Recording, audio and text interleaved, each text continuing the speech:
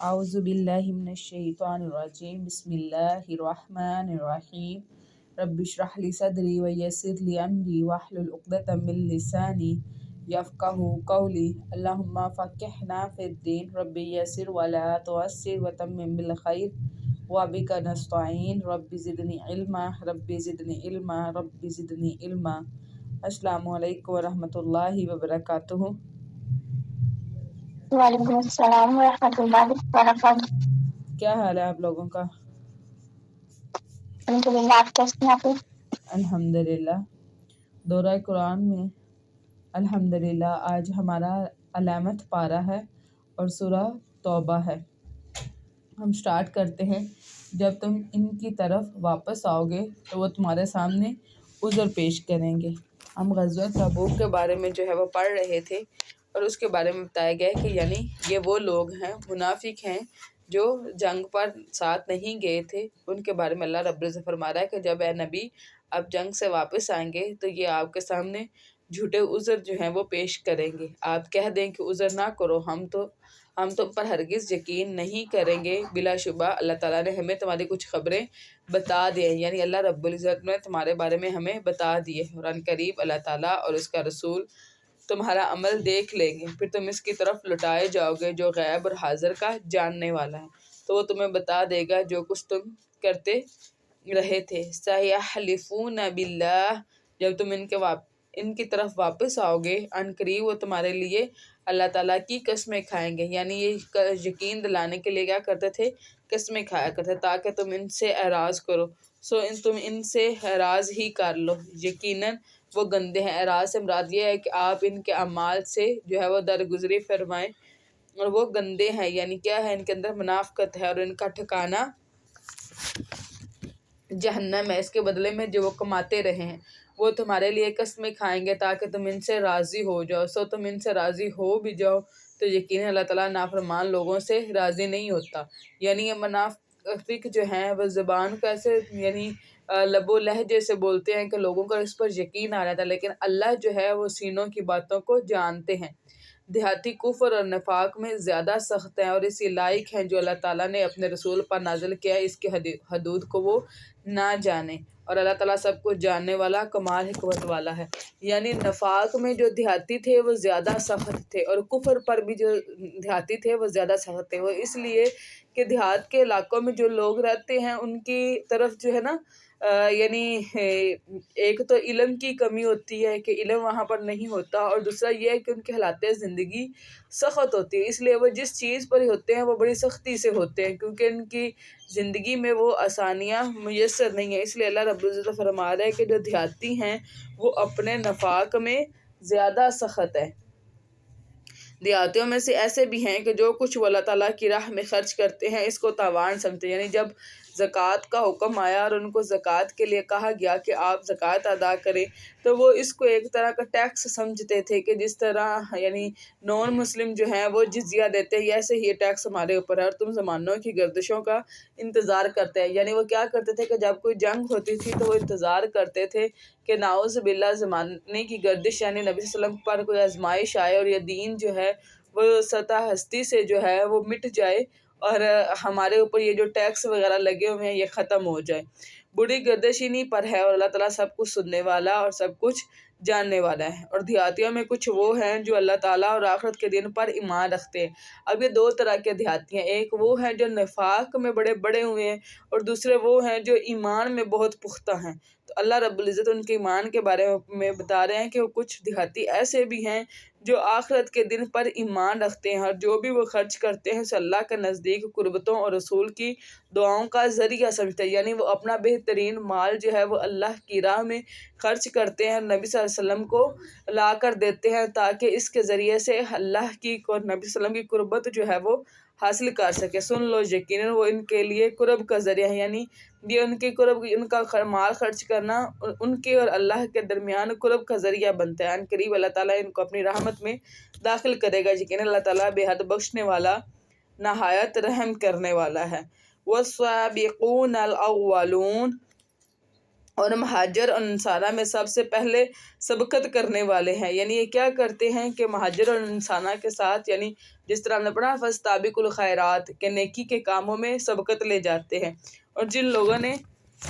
حسن خوبی سے اس کی اتباع کی، یعنی مہاجر اور انصارہ کے بعد جن لوگوں نے ان کے ان کی اتباع کی، ان کی پیروی کی، اللہ تعالیٰ ان سے راضی ہو گیا اور وہ اس سے راضی ہو گیا، اور اللہ تعالیٰ نے ان کے لیے باغات تیار کیے ہیں جن کے نیچے سے نہریں بہتی ہیں، وہ ان میں ہمیشہ رہنے والے ہیں۔ یہی بہت بڑی کامیابی ہے۔ اور تمہارے گرد و پیش دیہاتیوں میں سے، یعنی مدینہ کے ارد گرد جو دیہاتی ہیں، وہ دیہاتوں میں سے کچھ منافق ہیں، یعنی جو مدینہ کے ارد گرد کچھ یعنی جو دیہات ہے وہاں پر بھی کچھ منافق رہتے ہیں، کچھ اہل مدینہ میں سے نفاق وغیرہ، کچھ ایسے ہیں کہ جو مدینہ کے اندر ہیں لیکن وہ نفاق پر جمع میں ہیں، آپ ان کو نہیں جانتے، ہم ہی انہیں جانتے ہیں۔ یعنی یہ کیا ہے کہ منافق کیا کرتا ہے، اپنے دل کے اندر اپنے نفاق کو چھپاتا ہے، تو اللہ تو دل کی باتوں کو جانتے ہیں، اس لیے اللہ رب العزت فرما رہا ہے کہ نبی آپ ان کو نہیں جانتے لیکن ہم ان کو جانتے ہیں، قریب ہم انہیں 2 مرتبہ عذاب دیں گے۔ یعنی 2 مرتبہ عذاب دینے سے مراد یہ ہے کہ ایک دنیا کا عذاب اور ایک جو ہے آخرت کا عذاب، یعنی دنیا میں بھی اور آخرت میں بھی، پھر وہ بڑے عذاب کے لیے واپس لٹائے جائیں گے، پھر یعنی اس کے بعد کیا ہے، آخرت کے عذاب کے بعد جہنم کا، جس میں وہ ہمیشہ ہمیشہ رہنے والے ہیں۔ اور کچھ دوسرے بھی ہیں جنہوں نے اپنے گناہوں کا اعتراف کیا اور انہوں نے کچھ اچھے اور دوسرے کچھ برے عمل ملا دیے، یعنی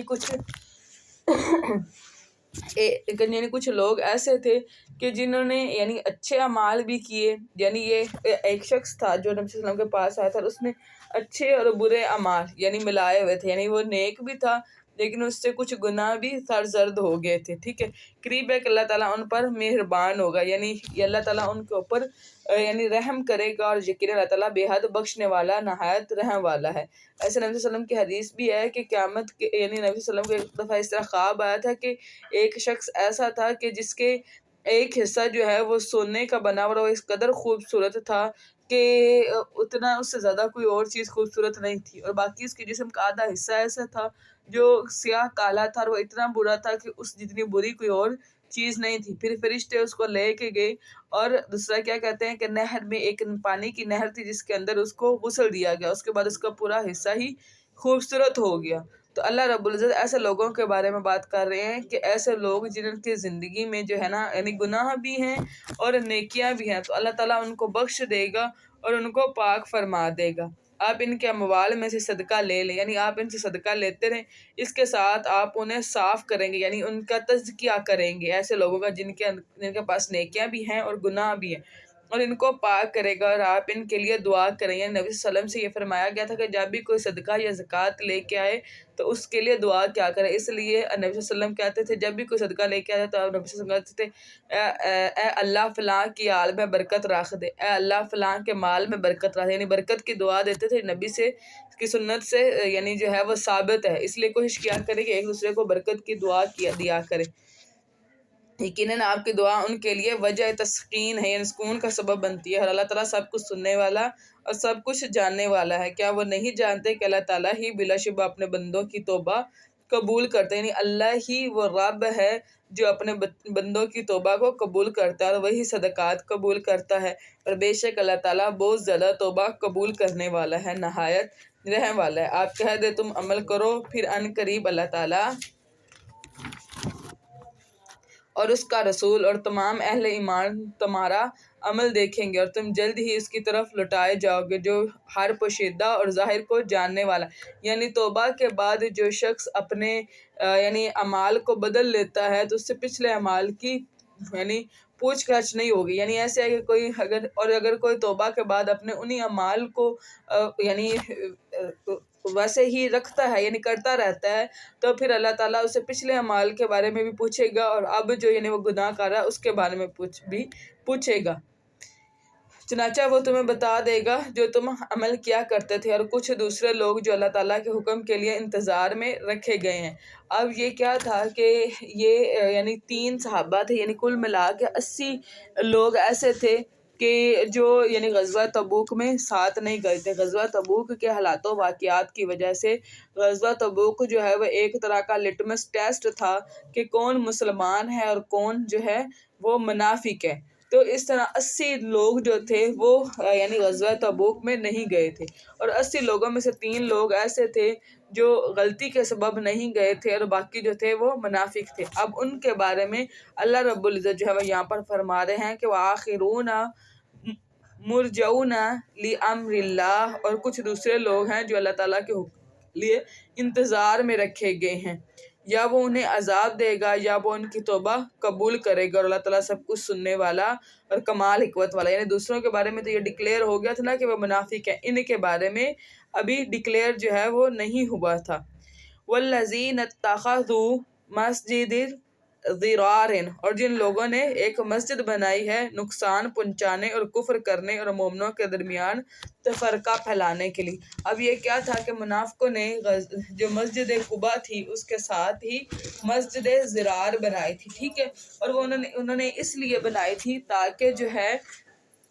اس کے اندر جو ہے لوگوں کو یعنی نبی صلی اللہ علیہ وسلم کے خلاف سازشیں کی جائیں، اور جب نبی کے خلاف جنگ کی جائے تو اس کے اندر جو ہے وہ چھپا جائے، اور بظاہر جو ہے وہ نبی صلی اللہ علیہ وسلم سے کہہ کر اس کے اندر نماز جو ہے وہ پڑھائی جائے۔ تو یہ ایسا ہوا کہ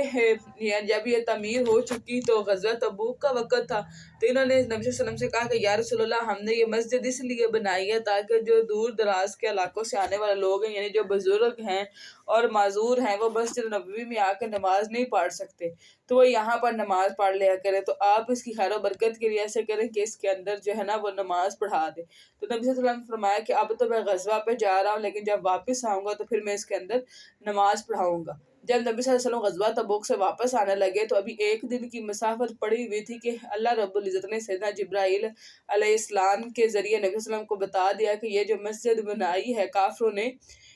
منافقوں نے، یہ یعنی اس طرح یعنی پلاننگ کے لیے بنائی گئی ہے، تو آپ کو یہ حق حاصل نہیں ہے کہ آپ اس کے اندر کھڑے ہوں۔ تو پھر نبی صلی اللہ علیہ وسلم نے حکم دیا جس کی وجہ سے اس مسجد کو جو ہے وہ آگ لگا دی گئی، ٹھیک ہے، اور اس کے بارے میں یہ بات جا رہی کہ جن لوگوں نے ایک مسجد بنائی یعنی وہ مسجد ضرار تھی، نقصان پہنچانے اور کفر کرنے، یعنی اس کے ذریعے سے جو ہے مسلمانوں کو نقصان پہنچایا جائے اور کفر کرنے اور مومنوں کے درمیان تفرقہ پھیلانے کے لیے، فرقہ واریت پھیلانے کے لیے، فساد کرنے کے لیے، اور اس شخص کے لیے گھات کی جگہ بنانے کے لیے جس نے اس سے پہلے اللہ تعالیٰ اور اس رسول سے جنگ کی۔ یعنی یہ ایک شخص تھا جو یعنی جو اہل کتاب تھا، اور اہل کتاب میں ان لوگ اس کی بڑی عزت تھی، ٹھیک ہے۔ پھر کیا ہوا کہ جب نبی صلی اللہ علیہ وسلم آئے تو یعنی نبی کا دین جو ہے اس کا بول بالا ہونے لگا، تو یہ حسد میں آ گیا، اور اس نے پھر جو ہے پہلے مکہ والوں کے ساتھ مل کر اس طرح نبی کے ساتھ دشمنی کر، جب مکہ فتح ہو گیا تو یہ ایک اور یعنی عیسائی ملک تھا اس کی طرف جو ہے یہ روانہ ہو گیا، اور وہاں سے جا کر یہاں کے جو یہودی تھے ان کے ساتھ خط و خطابت کرتا تھا کہ یعنی یہاں کے جو منافق تھے کہ ہم کس طرح نبی کے خلاف پیروی یعنی ان کے خلاف جو ہے وہ سازشیں کریں، ٹھیک ہے، اور اس کے رسول سے جنگ کیا، بلا شبہ وہ ضرور قسمیں کھائیں گے کہ ہم نے بھلائی کے سوا کچھ ارادہ نہیں کیا۔ یعنی جب نبی نے اس مسجد کو آگ لگا دی تو ان کو پتہ چل گیا کہ نبی کو اطلاع دے دی گئی کہ یہ مسجد کیوں بنائی گئی ہے، تو اب وہ لوگ کیا کرتے تھے کہ آگ کی قسمیں کھاتے تھے کہ ہم نے خالص اس لیے یہ مسجد بنائی ہے تاکہ معذور لوگ اس کے اندر نماز پڑھ سکیں، اور اس کے سوا کچھ ارادہ نہیں کرتے، اور اللہ تعالیٰ گواہی دیتا ہے کہ بلا شبہ وہی یقیناً جھوٹے ہیں، آپ اس میں کبھی کھڑے نہ ہونا، یقیناً وہ مسجد جس کی بنیاد پہلے ہی دن سے تقویٰ پر رکھی گئی ہے وہی زیادہ حقدار ہے۔ اس سے مراد جو ہے وہ مسجد قباء ہے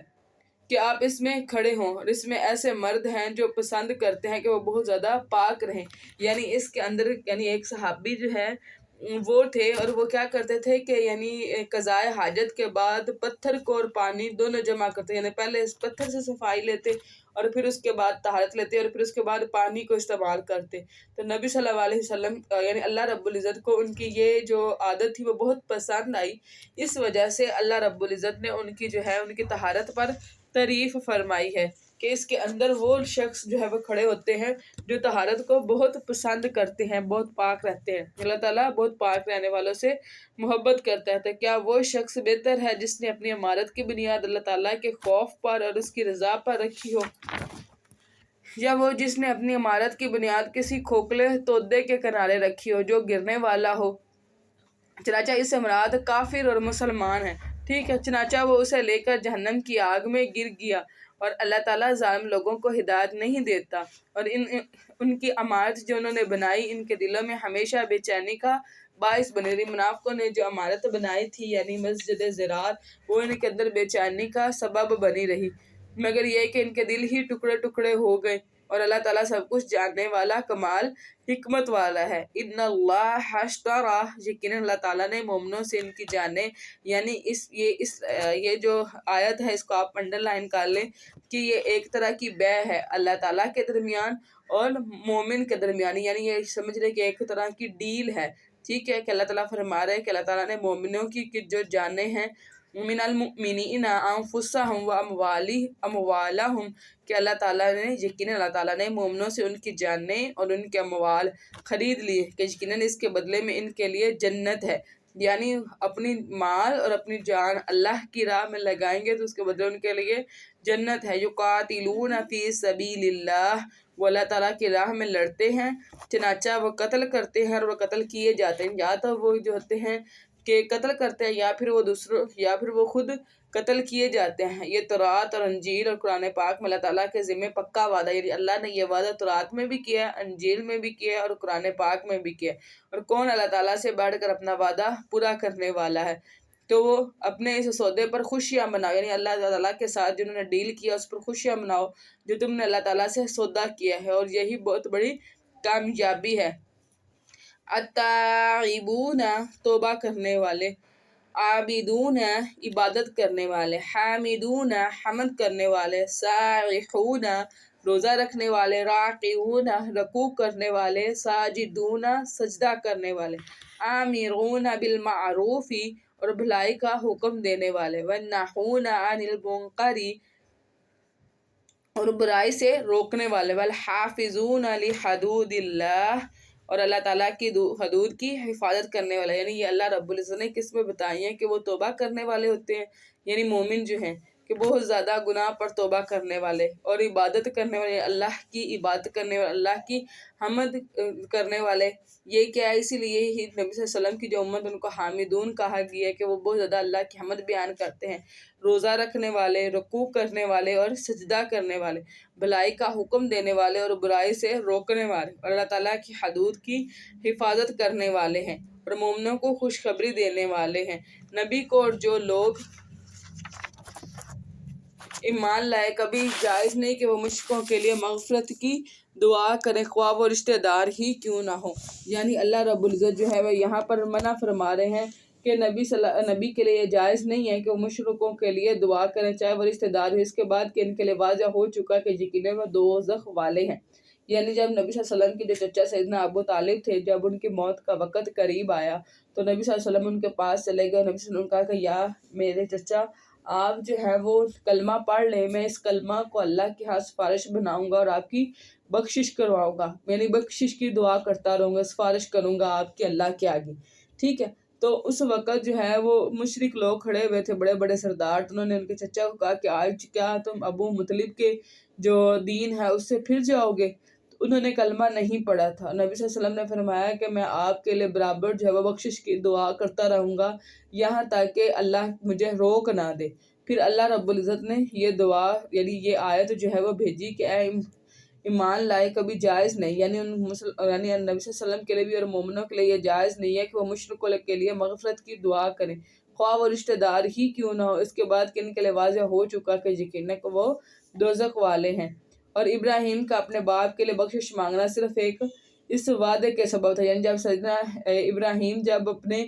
یعنی گھر سے نکلنے لگے تھے تب بھی انہوں نے کہا تھا کہ میں آپ سے بخشش کی دعا مانگوں گا، ٹھیک ہے، لیکن جب سیدنا ابراہیم کو اپنے باپ کا معاملہ جو ہے وہ واضح ہو گیا کہ وہ مشرک ہے تو پھر انہوں نے اپنے باپ کے لیے دعا مانگنا بند کر دی۔ ایسے ہی جب قیامت آئے گی تو جو سیدنا ابراہیم کے والد ہیں وہ ان کے پاس آئیں گے اور کہیں گے کہ میرے کے لیے کچھ کریں، تو انہوں نے وہ کہیں گے کہ میں نے آپ کو نہیں کہا تھا کہ آپ دنیا میں میری بات کو مانیں، تو وہ کہیں گے آج میں سب سے زیادہ آپ کی بات مانتا ہوں۔ پھر سیدنا ابراہیم جو ہے وہ اللہ رب العزت سے بات کریں گے کہ یا اللہ آپ نے مجھے کہا تھا کہ آپ مجھے کبھی رسوا نہیں کریں گے، تو اس سے زیادہ کیا رسوائی ہوگی کہ میرا باپ جو ہے وہ جہنم میں جو ہے یعنی جا رہا ہے۔ تو اللہ رب العزت فرمائے گا کہ اے ابراہیم اپنے پیچھے مڑ کے تو دیکھیں، تو جب وہ مڑ کے دیکھیں گے تو ان کا یعنی باپ جو ہے وہ بجو کی شکل میں ہوگا اور خون میں لتھڑا ہوا اور گندگی میں لتھڑا ہوا ہوگا، جس کے پاؤں سے پکڑ کے ان کو جہنم میں ڈال دیا جائے گا۔ ابراہیم کا اپنے باپ کے لیے بخشش مانگنا صرف اس وعدے کے سبب تھا جو اس نے اپنے باپ سے کیا تھا، چنانچہ جب اس کے لیے واضح ہو گیا کہ وہ اللہ تعالیٰ کا دشمن ہے تو وہ اس سے بے تعلق ہو گیا۔ بے شک ابراہیم یقیناً بڑا نرم دل اور بڑا بردبار تھا، اور کبھی ایسا نہیں کہ اللہ تعالیٰ کسی قوم کو گمراہ کر دے اس کے بعد کہ انہیں ہدایت دے چکا ہو، یہاں تک کہ وہ ان کے لیے ہر وہ چیز واضح کر دے جن سے وہ بچے۔ یعنی اللہ رب العزت جو ہے ان کے لیے رسول بھیجتا ہے اور کتاب بھیجتا ہے تاکہ ہدایت جو ہے وہ ان کے سامنے واضح ہو جائے۔ بلا شبہ اللہ تعالیٰ ہر چیز کو خوب جاننے والا ہے۔ یقیناً اللہ تعالیٰ ہی کے لیے ہے آسمانوں اور زمین کی بادشاہت ہے، وہی زندگی دیتا ہے اور وہی موت دیتا ہے، اور اللہ تعالیٰ کے سوا تمہارا نہ کوئی دوست ہے اور نہ ہی کوئی مددگار۔ بلا شبہ یقیناً اللہ تعالیٰ نے نبی پر بھی اور مہاجرین اور انصار پر بھی مہربانی کے ساتھ توجہ فرمائی ہے۔ تنگی کے وقت میں نبی کے ساتھ رہیں، اس کے بعد کے قریب تھا کہ ان میں سے ایک گروہ کے دل ہی ٹیڑھے تھے۔ یعنی تنگی کے بعد کیا ہے، نبی کے ساتھ رہے۔ یعنی تنگی کیا تھی؟ غزوہ تبوک کی تنگی تھی کہ سفر بہت دور کا تھا، ٹھیک ہے، گرمی بہت زیادہ شدید تھی، اتنی شدید گرمی تھی کہ ایسا لگتا تھا کہ گردنیں جو ہیں وہ کٹ جائیں گی، ٹھیک ہے۔ اور اس کے بعد کیا تھا کہ سامنے جو ہے وہ سپر پاور یعنی رومی تھے، ٹھیک ہے۔ تو یہ ساری چیزیں جو کیا تھی، دلوں کو، اور فصلیں جو تھی وہ پکی ہوئی تھی اور ایک گروہ کے دل ہی ٹیڑھے ہو جاتے۔ یعنی کیا تھا کہ ان کا دل تھا کہ جنگ نہ ہو، پھر اللہ تعالیٰ نے ان پر مہربانی سے توجہ فرمائی۔ یعنی یہ کیا تھا کہ پھر صحابہ نے نبی صلی اللہ علیہ وسلم سے دعا کی تو اللہ تعالیٰ نے جو ہے وہ آسمان سے ان پر بارش برسائی، جس کی وجہ سے جو قافلے والے تھے انہوں نے پانی جو ہے وہ اپنے برتنوں میں بھر لیا اور اس کو پیا بھی۔ اتنی سختی تھی کہ پانی نہیں تھا تو یہ لوگ جو ہے وہ اونٹ کو ذبح کر کے اس کی اوجڑی سے پانی نکال کے تو اس کو استعمال کر رہے تھے۔ یقیناً وہ ان پر بہت ہی شفقت کرنے والا، نہایت رحم والا ہے۔ اور ان تینوں پر بھی اس نے توجہ فرمائی جو پیچھے رکھے گئے تھے، یہاں تک کہ جب زمین ان پر تنگ ہو گئی۔ اب یہ کیا تھا کہ جو جیسے میں نے پہلے بتایا نا کہ یہ تین جو ہے وہ مسلمان تھے، ٹھیک ہے، 80 میں سے 3 جو تھے وہ مسلمان تھے، ٹھیک ہے۔ یہ یعنی ان میں سے ایک کے بارے میں جیسے میں آپ کو بتاتی ہوں کہ وہ کہتے تھے کہ جب غزوہ تبوک ہوا تو میرے پاس 2 اونٹنیاں تھیں، یعنی زندگی میں پہلے میرے پاس کبھی کوئی 2 اونٹنی جمع نہیں ہوئے تھے، 2 اونٹنیاں تھیں اور اچھا مال تھا اور سب کچھ تھا۔ تو میرا یہ ارادہ نہیں تھا کہ میں غزوے پہ نہیں جاؤں گا، بس جب دوسری تیاری کر رہے تھے تو میں کہہ رہا تھا کہ اچھا میں کل کر لوں گا، پرسوں کر لوں گا، کل۔ اس طرح یہ وقت آ گیا کہ نبی صلی اللہ علیہ وسلم جو ہے وہ غزوے کے لیے نکل پڑے، تو میں نے کہا کہ اچھا میں کل تیاری کر کے یعنی پیچھے جا کے لشکر کو پا لوں گا پھر دوسرے دن۔ اور اس طرح وقت گزرتا گیا اور مجھے جو ہے وہ یعنی جنگ کے لیے جانا بہت مشکل لگا، میں جنگ پر نہ جا سکا۔ لیکن اس کے بعد جب میں شہر سے باہر یعنی اپنے گھر سے باہر شہر میں جاتا تو مجھے بڑی شرمندگی ہوتی کہ وہاں پر صرف وہ لوگ تھے یا تو جو منافق تھے یا وہ جو کمزور عورتیں ہیں اور کمزور بزرگ ہیں جو پیچھے رہ جانے والے ہیں، ٹھیک ہے۔ اس کے بعد جب نبی صلی اللہ علیہ وسلم جنگ سے واپس آنے لگے تو اب مجھے جب ان کا علم ہوا تو مجھے بہت ڈر لگنے لگا۔ اس بارے میں نے پھر اپنے سب گھر والوں سے جو ہے وہ فیصلہ لینا چاہا کہ مجھے بتاؤ کہ میں نبی کے سامنے کیا عذر پیش کروں، لیکن مجھے سب کے عذر بے سود لگے اور میرا دل اس بات پر اطمینان رکھے کہ میں اللہ کے نبی کے آگے جو ہے وہ سچ بول دوں۔ نبی صلی اللہ علیہ وسلم کی یہ سنت تھی کہ جب وہ جنگ سے واپس آتے تھے تو وہ مسجد میں ٹھہرتے تھے اور وہاں پر جو ہے وہ نوافل پڑھتے اور اس کے بعد جو وہ گھر جاتے۔ اسی طرح جب نبی صلی اللہ علیہ وسلم آئے اور نبی صلی اللہ علیہ وسلم نے نماز ادا کی فجر کی، اور اس کے بعد جب لوگ جو ہیں یعنی جو منافق تھے جو نہیں جا سکے تھے وہ نبی صلی اللہ علیہ وسلم کے پاس آتے جاتے اور اپنے عذر بیان کرتے جاتے اور نبی صلی اللہ علیہ وسلم ان کو معاف کرتے جاتے۔ تو اس طرح وہ جو منافق تھے وہ چلے گئے۔ جب میں نبی صلی اللہ علیہ وسلم کے پاس آیا تو نبی صلی اللہ علیہ وسلم نے ایک یعنی تیکھی مسکراہٹ کے ساتھ مجھے دیکھا کہ جس کے اندر تھوڑا سا غصہ بھی تھا اور نبی صلی اللہ علیہ وسلم مسکرائے بھی۔ تو میں نے ان کو کہا کہ یا رسول اللہ، اگر آپ کی جگہ کوئی اور دنیا دار ہوتا تو مجھے اللہ تعالیٰ نے اس طرح کی کمیونیکیشن سکل دی ہوئی ہے کہ میں جھوٹ بول کے یعنی اپنا معاملہ میں نے اس کے سامنے کلیئر کر لینا تھا، لیکن اب میں آپ کے سامنے جھوٹ نہیں بول سکتا۔ میرے پاس مال بھی تھا یعنی اور میرے پاس وقت بھی تھا، میرے پاس جوانی بھی تھی، لیکن میں جو ہوں وہ پھر بھی جو ہے وہ جنگ پر نہیں گیا، یہی میرا سچ ہے۔ تو امید ہے کہ اللہ رب العزت جو ہے وہ میرے سچ کی وجہ سے مجھے بخش دے گی۔ نبی صلی اللہ علیہ وسلم نے فرمایا کہ اچھا آپ جو ہے وہ صبر کریں، یعنی نبی صلی اللہ علیہ وسلم جو ہے وہ اللہ کے حکم کے انتظار میں تھے، ٹھیک ہے۔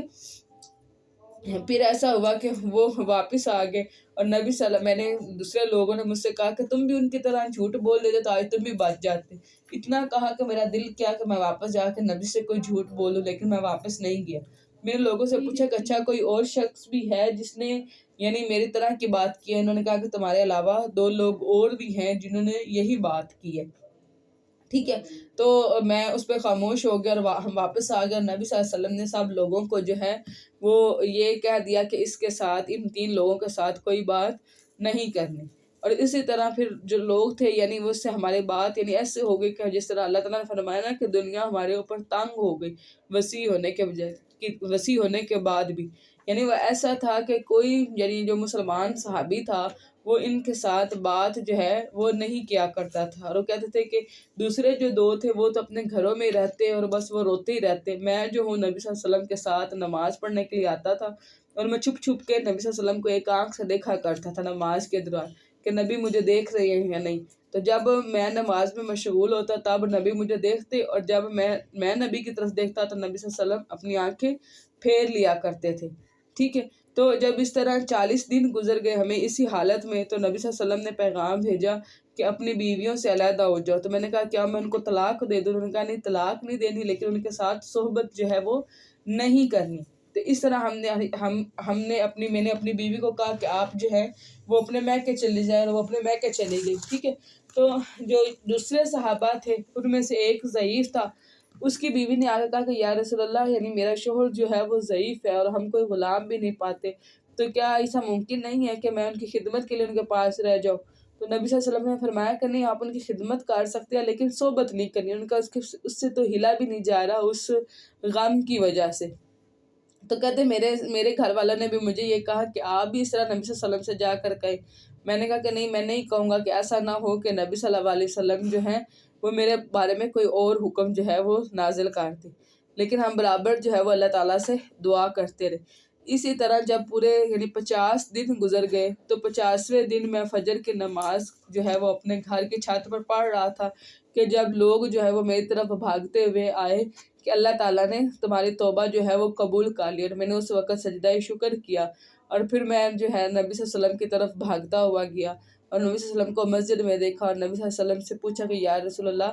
کیا اللہ نے میری توبہ قبول کر لی ہے؟ تو نبی صلی اللہ علیہ وسلم نے فرمایا ہاں جی۔ تو پھر انہوں نے پوچھا کہ یا اللہ، یہ آپ کی طرف سے ہے یا اللہ کی طرف سے؟ تو نبی صلی اللہ علیہ وسلم نے فرمایا نہیں، یہ اللہ کی طرف سے ہے۔ ان کی توبہ قبول ہوگی تو اس کے بعد انہوں نے کہا کہ یا رسول اللہ، میں چاہتا ہوں کہ میں اپنا سارا مال اللہ کی راہ میں دے دوں۔ نبی صلی اللہ علیہ وسلم نے فرمایا کہ نہیں، سارا مال نہیں، آدھا یا تیسرا حصہ۔ یہ وہ پوری یعنی قصے کے بارے میں یہ آیت ہے۔ زمین ان پر تنگ ہو گئی باوجود اس کے وسیع کے، اور ان پر ان کی جانیں تنگ ہو گئی، اور انہوں نے یقین کر لیا کہ اللہ تعالیٰ سے خود اس کے سوا کوئی جائے پناہ نہیں، یعنی اللہ ہی اگر توبہ قبول کرے تو وہی توبہ ہے۔ پھر اللہ تعالیٰ نے بھی ان پر مہربانی کے ساتھ توجہ فرمائی تاکہ وہ توبہ کریں۔ یقین اللہ تعالیٰ بہت توبہ قبول کرنے والا، نہایت رحم والا ہے۔ یا ایھا الذین آمنوا، اے لوگو جو ایمان لائے ہو، اللہ تعالیٰ سے ڈر جاؤ اور سچے لوگوں کے ساتھ ہو جاؤ۔ اہل مدینہ اور ارد گرد کے دیہاتیوں کو زیبا نہ تھا کہ وہ اللہ تعالیٰ کے رسول سے پیچھے رہتے، یعنی یہ ان کے لیے نہیں پسند ہے کہ جب نبی صلی اللہ علیہ وسلم جہاد اور سفر کی جو تکلیف ہے وہ برداشت کرے اور یہ سکون سے اپنے گھروں میں بیٹھے رہیں، اور نہ یہ کہ وہ اپنی جانوں کی اس کی جان سے عزیز رکھتے۔ یہ اس وجہ سے کہ بلا شبہ اللہ تعالیٰ کی راہ میں نہ کوئی پیاس اور نہ کوئی تھکاوٹ اور نہ کوئی بھوک انہیں پہنچتی ہے، اور نہ ہی وہ کوئی قدم رکھتے ہیں جو کافروں کو غصہ دلائے، اور نہ وہ کسی دشمن سے کوئی کامیابی حاصل کرتے ہیں، مگر اس کے بدلے میں ان کے لیے ایک عمل صالح لکھ دیا جاتا ہے۔ یعنی جو شخص جہاد پر جاتا ہے تو راستے کی بھوک، پیاس، آزمائش، اس کا ایک ایک قدم اس کے بدلے اللہ تعالیٰ کے ہاں اس کے لیے اجر ہوتا ہے۔ بلا شبہ اللہ تعالیٰ نیکی کرنے والوں کا اجر ضائع نہیں کرتا، اور نہ وہ کوئی چھوٹا خرچ کرتے ہیں، اور نہ چھوٹا خرچ سے مراد صرف ایک کھجور، اور نہ ہی کوئی بڑا، جیسے سیدنا عثمان جو ہے وہ یعنی اس طرح بہت زیادہ مال جو ہے وہ صدقے میں دیا کرتے تھے، نہ ہی کوئی وادی وہ طے کرتے، یعنی کوئی وادی جس کو انہوں نے کراس کیا، مگر وہ ان کے لیے لکھ دیا جاتا ہے۔ یعنی اس کے بدلے ان کا اجر لکھ دیا جاتا ہے تاکہ اللہ تعالیٰ انہیں بہترین جزا دے جو وہ عمل کرتے ہیں، اور یہ ممکن نہیں کہ سارے کے سارے ہی اہل ایمان ہی نکل جائیں۔ یعنی یہ بات جو ہے وہ طلب علم کے لیے جو ہے کی گئی ہے، تاکہ وہ دین کی سمجھ حاصل کریں اور تاکہ وہ اپنی قوم کو ڈرائیں۔ یعنی ایسا ہے کہ یعنی ہر علاقے یا ہر قوم میں سے کوئی ایسے ہوں جو نبی صلی اللہ علیہ وسلم کے پاس آ کر تعلیم سیکھے۔ یعنی اس سے مراد یہ ہے کہ یہ نہیں کہ جب جہاد کا حکم آئے تو سارے کے سارے لوگ ہی جہاد کے لیے نکل جائیں اور پیچھے نبی صلی اللہ علیہ وسلم کے پاس کوئی نہ ہو۔ یعنی ایسا ہے کہ ایک گروہ جو ہے وہ نبی صلی اللہ علیہ وسلم کے پاس ہو اور باقی جو ہے وہ جہاد کے لیے جائیں، اور تاکہ پیچھے سے اگر نبی صلی اللہ علیہ وسلم پر کوئی وحی نازل ہوتی ہے تو وہ اس کو سیکھے، ٹھیک ہے، اور پھر جب جو لوگ جہاد پر گئے ہوئے وہ واپس آئے تو پھر جو نبی کے پاس تھے وہ ان کو سکھائیں، ٹھیک ہے۔ یعنی اس طرح نبی کے پاس بھی کوئی نہ کوئی گروہ رہنا چاہیے تاکہ وہ علم سیکھ سکے، تاکہ وہ دین کی سمجھ حاصل کریں اور تاکہ وہ اپنی قوم کو ڈرائیں جب وہ ان کی طرف واپس جائیں تاکہ وہ بچ سکیں۔ یعنی ہمیں بھی چاہیے کہ ہم اپنے گھروں میں سے کچھ لوگوں کو ضرور بھیجیں تاکہ وہ دین کی سمجھ جو ہے وہ لے کر آئیں، یعنی دین سیکھ کے آئیں اور پھر واپس آ کے گھر والوں یا اہل محلہ یا رشتہ دار یا اپنی سوسائٹی کے لوگوں کو جو ہے وہ دین سکھا سکے۔ یا ایھا الذین آمنوا، اے لوگوں جو ایمان لائے ہو، ان لوگوں کے ساتھ لڑو کافروں میں سے جو تمہارے قریب ہیں، اور لازم ہے کہ وہ تم میں سے کچھ سختی پائیں۔ یعنی سخت دلی کے ساتھ جب لڑائی شروع ہو جائے تو پھر سختی سے لڑے، اور جان لو کہ اللہ تعالیٰ یقیناً متقی لوگوں کے ساتھ ہے۔ جب بھی کوئی صورت نازل کی جاتی ہے تو ان میں سے کچھ لوگ کہتے ہیں کہ تم میں سے کس کو ایمان میں اس نے زیادہ کیا، یعنی یہ منافق لوگ ہیں۔ جب بھی صورتیں کوئی یعنی قرآن کی صورت نازل ہوتی تو اس کو وہ سنتے اور پھر ایک دوسرے سے سوال کرتے، یعنی نعوذ باللہ وہ یہ ظاہر کرنا چاہتے تھے کہ یعنی یہ ایسی صورت ہے جس میں کوئی ایمان میں اضافہ نہیں ہوا، یعنی ہمارے علم میں کوئی اضافہ نہیں ہوا اس کو سن کے۔ تو ان میں سے کچھ لوگ ہیں کہتے ہیں کہ تم میں سے کس کو ایمان میں اس نے زیادہ کیا ہے، چنانچہ جو لوگ ایمان لائے سو ان کو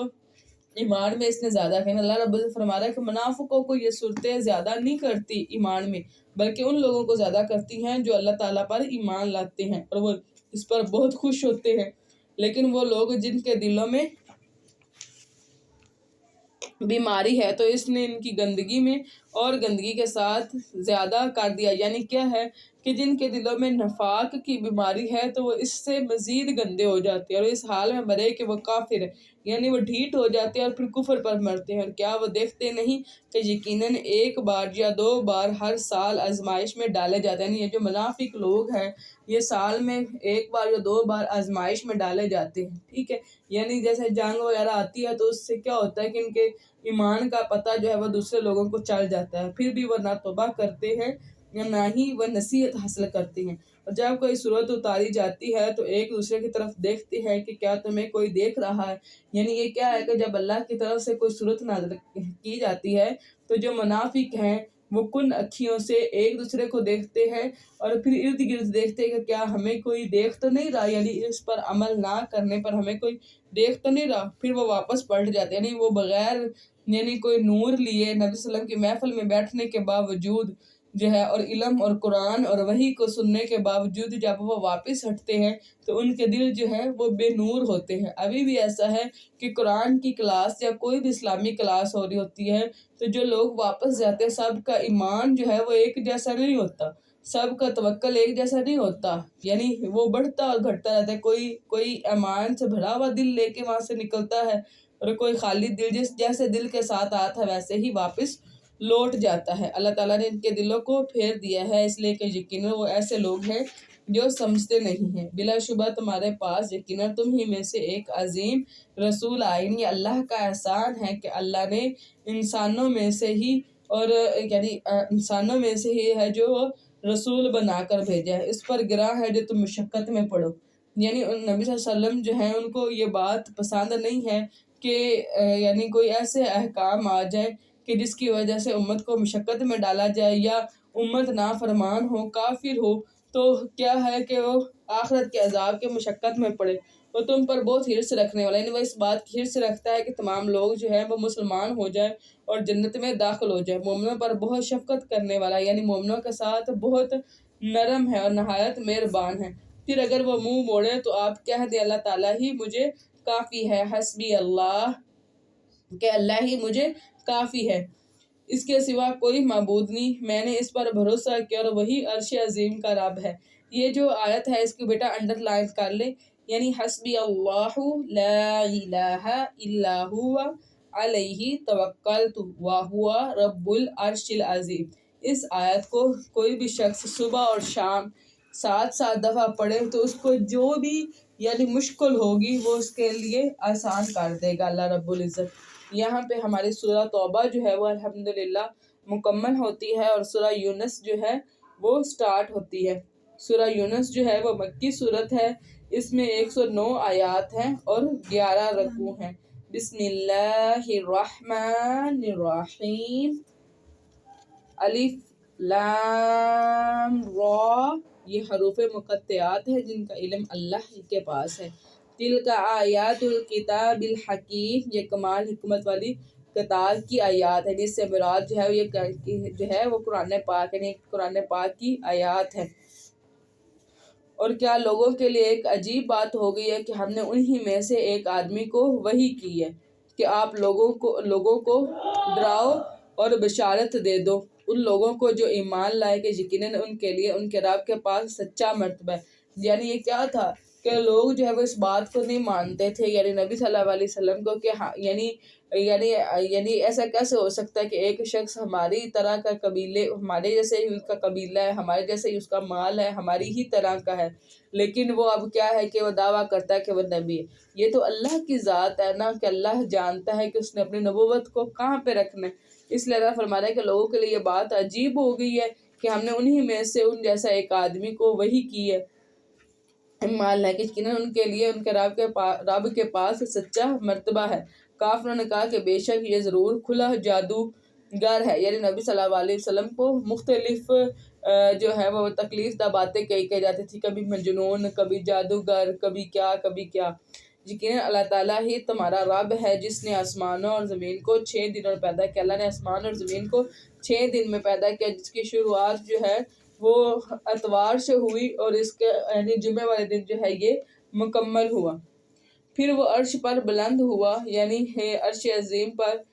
ہر کام کی تدبیر کرتا ہے، یعنی ہر کام اللہ کے حکم سے ہے، کوئی سفارش کرنے والا نہیں مگر اس کی اجازت کے بغیر۔ یعنی قیامت کے دن جو ہے جن لوگوں کو شفاعت کا جو ہے وہ حق حاصل ہوگا وہ بھی اللہ کے اجازت کے بغیر شفاعت نہیں کر سکیں گے۔ وہی اللہ تعالیٰ تمہارا رب ہے، سو تم اس کی عبادت کرو، تو کیا تم نصیحت حاصل کرنے والے ہو؟ اسی کی طرف تم سب کو لوٹنا ہے۔ اللہ تعالیٰ کا سچا وعدہ ہے، یقیناً وہی پیدائش کا آغاز کرتا ہے، یعنی رب تو وہ ہے جب کچھ بھی نہیں ہوتا تو اللہ تعالیٰ پیدا کرتا ہے، پھر وہ اسے دوبارہ پیدا کرے گا، یعنی وہی یعنی زندگی کے بعد موت دیتا ہے اور موت کے بعد دوبارہ زندہ کرتا ہے، کہ وہ ان لوگوں کو انصاف کے ساتھ جزا دے جو ایمان لائے اور جنہوں نے نیکیاں کی ہیں، اور جن لوگوں نے کفر کیا ان کے لیے کھولتے ہوئے پانی سے پینا ہے اور دردناک عذاب ہے، یعنی ایسا پانی جو آنتڑیوں کو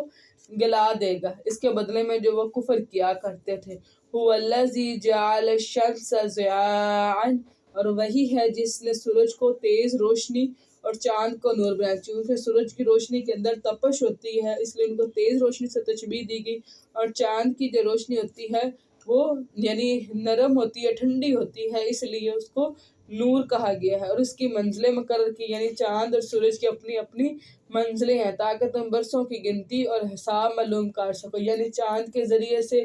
دن، مہینے اور سال جو ہے وہ گن سکو، اور اسی طرح جو ہے وہ دن کا وقت معلوم کر سکو کہ فجر، ظہر، عصر کے دن ٹائم جو ہے، ٹھیک ہے۔ اللہ تعالیٰ نے یہ سب کچھ نہیں پیدا کیا مگر حق کے ساتھ، یعنی ہر چیز حق کیا ہے کہ ہر چیز اپنی یعنی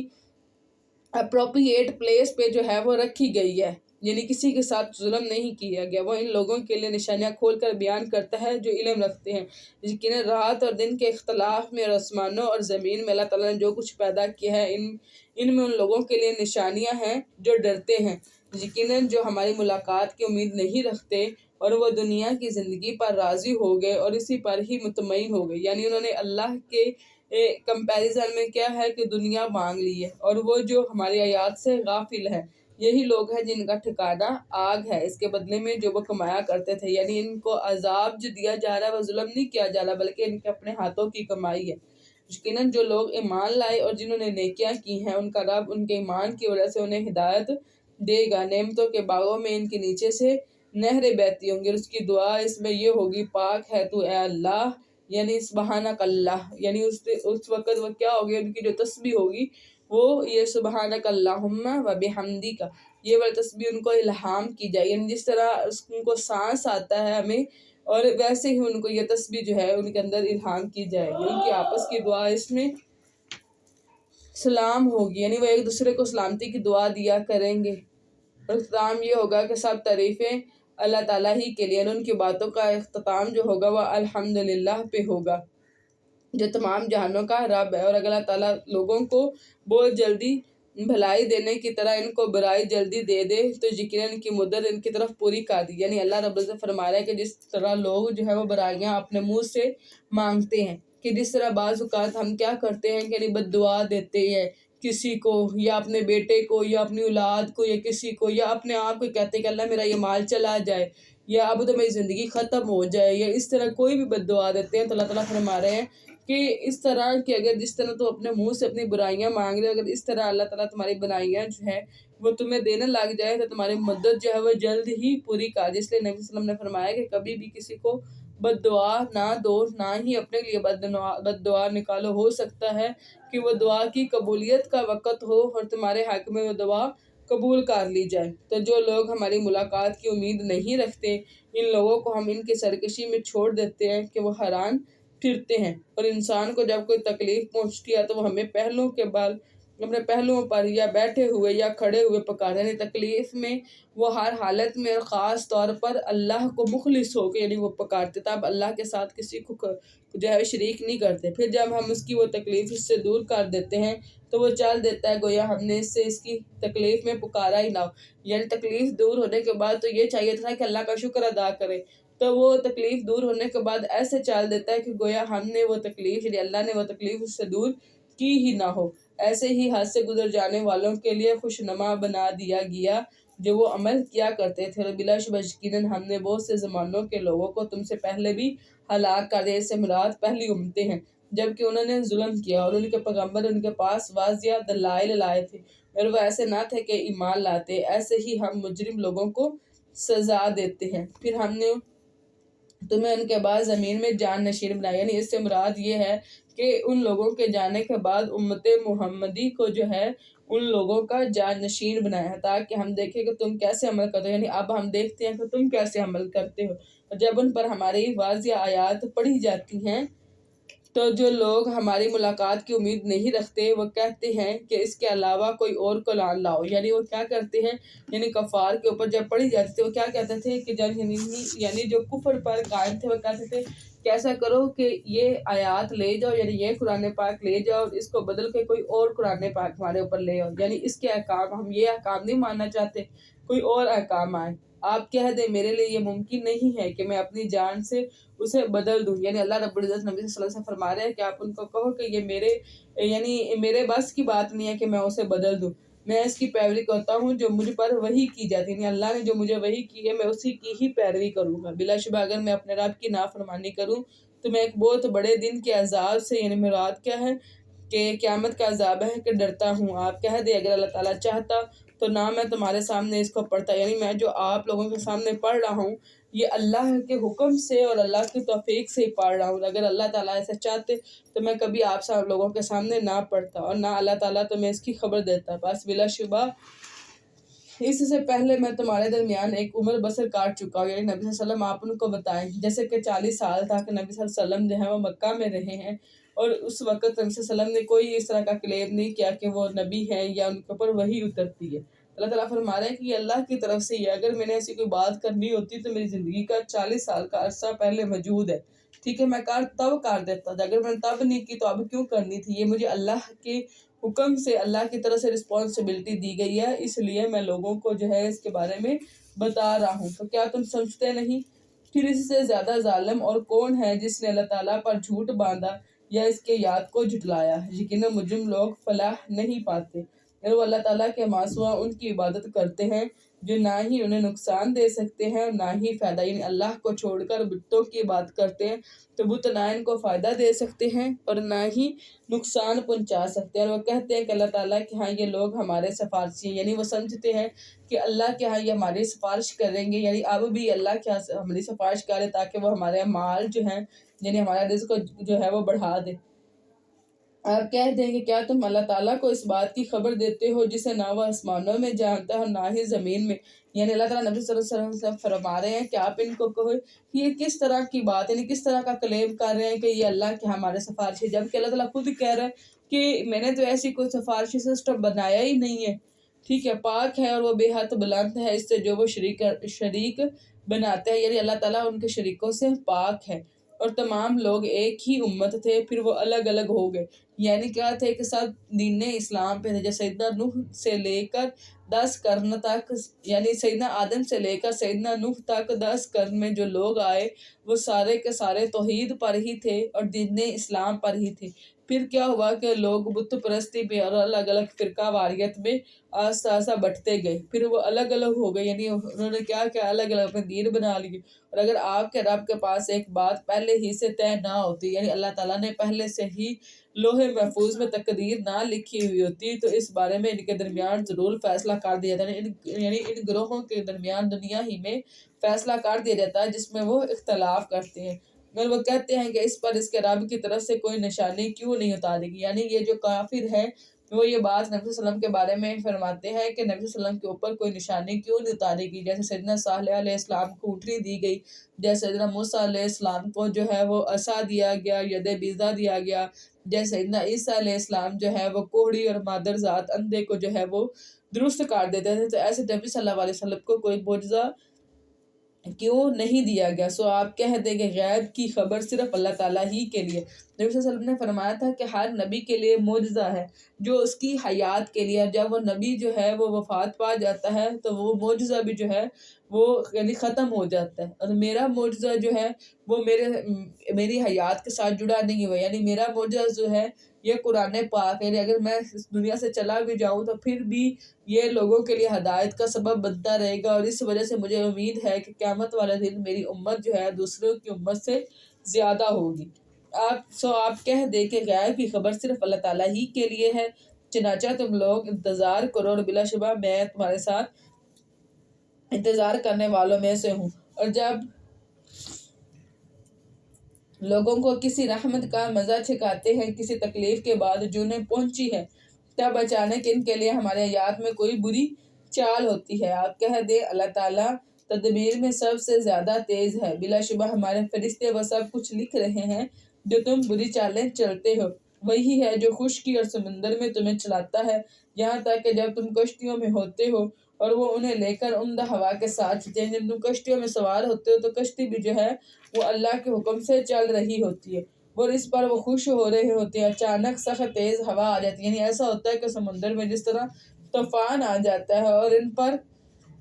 ہر جانب سے موج آ جاتی ہے، یعنی پانی کی جو موجیں ہیں وہ ہر طرف سے امڑ آتی ہیں اور وہ یقین کر لیتے ہیں کہ بے شک انہیں گھیر لیا گیا ہے، یعنی جس طرح میں نے وہ ایک صحابی کا قصہ بتایا تھا نا کہ جب وہ کشتی کے اندر پھنس گئے تھے، یعنی جب وہ کشتیوں کے اندر پھنس جاتے ہیں تو پھر وہ خالصتاً اللہ کو پکارتے ہیں، تو وہ اللہ تعالیٰ کے لیے عبادت کو خالص کرتے ہوئے اسی کو پکارتے ہیں کہ آپ ہمیں اس سے نجات دے دیں تو ہم ضرور شکر کرنے والوں میں سے ہوں گے۔ پھر اس نے جب انہیں نجات دے دی، یعنی جب اللہ تعالیٰ اس طوفان سے انہیں نجات دے دیتا ہے تب وہ فوراً زمین میں ناحق سرکشی کرتے ہیں، یعنی جب وہ خشکی پر آ جاتے ہیں تو پھر وہی ان کا رویہ ہوتا ہے کہ وہ کیا کرتے ہیں، سرکشی کرتے ہیں۔ اے لوگو یقیناً تمہاری سرکشی تمہارے اپنے ہی خلاف ہے، یعنی جو تم سرکشی کر رہے ہو، یعنی اس سے تم اللہ کا مقابلہ نہیں کر رہے ہو بلکہ اپنی جانوں پر ظلم کر رہے ہو۔ دنیا کی زندگی کا فائدہ اٹھا لو پھر ہماری طرف ہی تمہیں لوٹ کر آنا ہے تو ہم تمہیں بتا دیں گے جو تم عمل کیا کرتے تھے۔ انما مثل الحیات الدنیا کماء انزلناہ من السماء، یعنی دنیا کی زندگی کی مثال اس پانی جیسی ہے جسے ہم نے آسمان سے نازل کیا، تو اس سے زمین کی اگنے والی چیزیں خوب مل جل گئی، یعنی جب پانی آیا تو اس سے کیا ہوا کہ زمین جو ہے اس نے اپنے اندر سے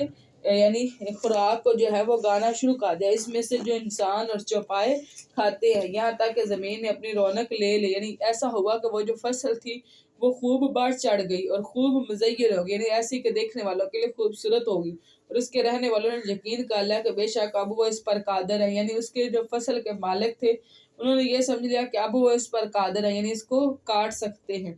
تو ہمارا حکم رات کو یا دن کو آ گیا، یعنی اس فصل کے اوپر کیا ہوا کہ اللہ کا عذاب جو ہے وہ آ گیا، تو ہم نے اسے کٹی ہوئی کر دیا، گویا کہ وہ کل یہاں کچھ بھی نہ تھا۔ یعنی وہ ایسی ہو گئی کہ جیسے یہاں پر موجود ہی نہیں تھی۔ ہم آیات کو ایسے ہی کھول کر بیان کرتے ہیں، یعنی یہ دنیا کی زندگی ہے، اس میں خوب تم کھا پی لو، عیش عشرت کر لو، تو اس سے کیا ہوگا کہ اچانک اللہ کا عذاب، یعنی یہ جیسے اچانک قیامت آ جائے گی، وہ کس یعنی کیا ہوگا، لوگوں کے لیے عذاب بن کے جو ہے وہ اترے گی، تو پھر کیا ہوگا کہ یعنی واپس جس طرح فصل واپس نہیں کی جا سکتی، اس طرح لوگ بھی واپس دنیا میں پھر نہیں بھیجے جائیں گے، ان لوگوں کے لیے جو غور و فکر کرتے ہیں اور اللہ تعالیٰ سلامتی کی طرف دعوت دیتے ہیں۔ یعنی دارالسلام سے مراد یہاں پہ جنت ہے اور دین اسلام بھی ہے۔ وَيَهْدِي مَن يَشَاءُ، اور وہ جس کو چاہتا ہے ہدایت دیتا ہے، اِلَىٰ صراط المستقیم، سیدھے راستے کی طرف۔ نبی صلی اللہ علیہ وسلم نے فرمایا کہ صراط المستقیم سے مراد قرآن پاک ہے، اور جن لوگوں نے نیکی کی ان کے لیے نہایت اچھا بدلہ ہے، اور کچھ مزید بھی۔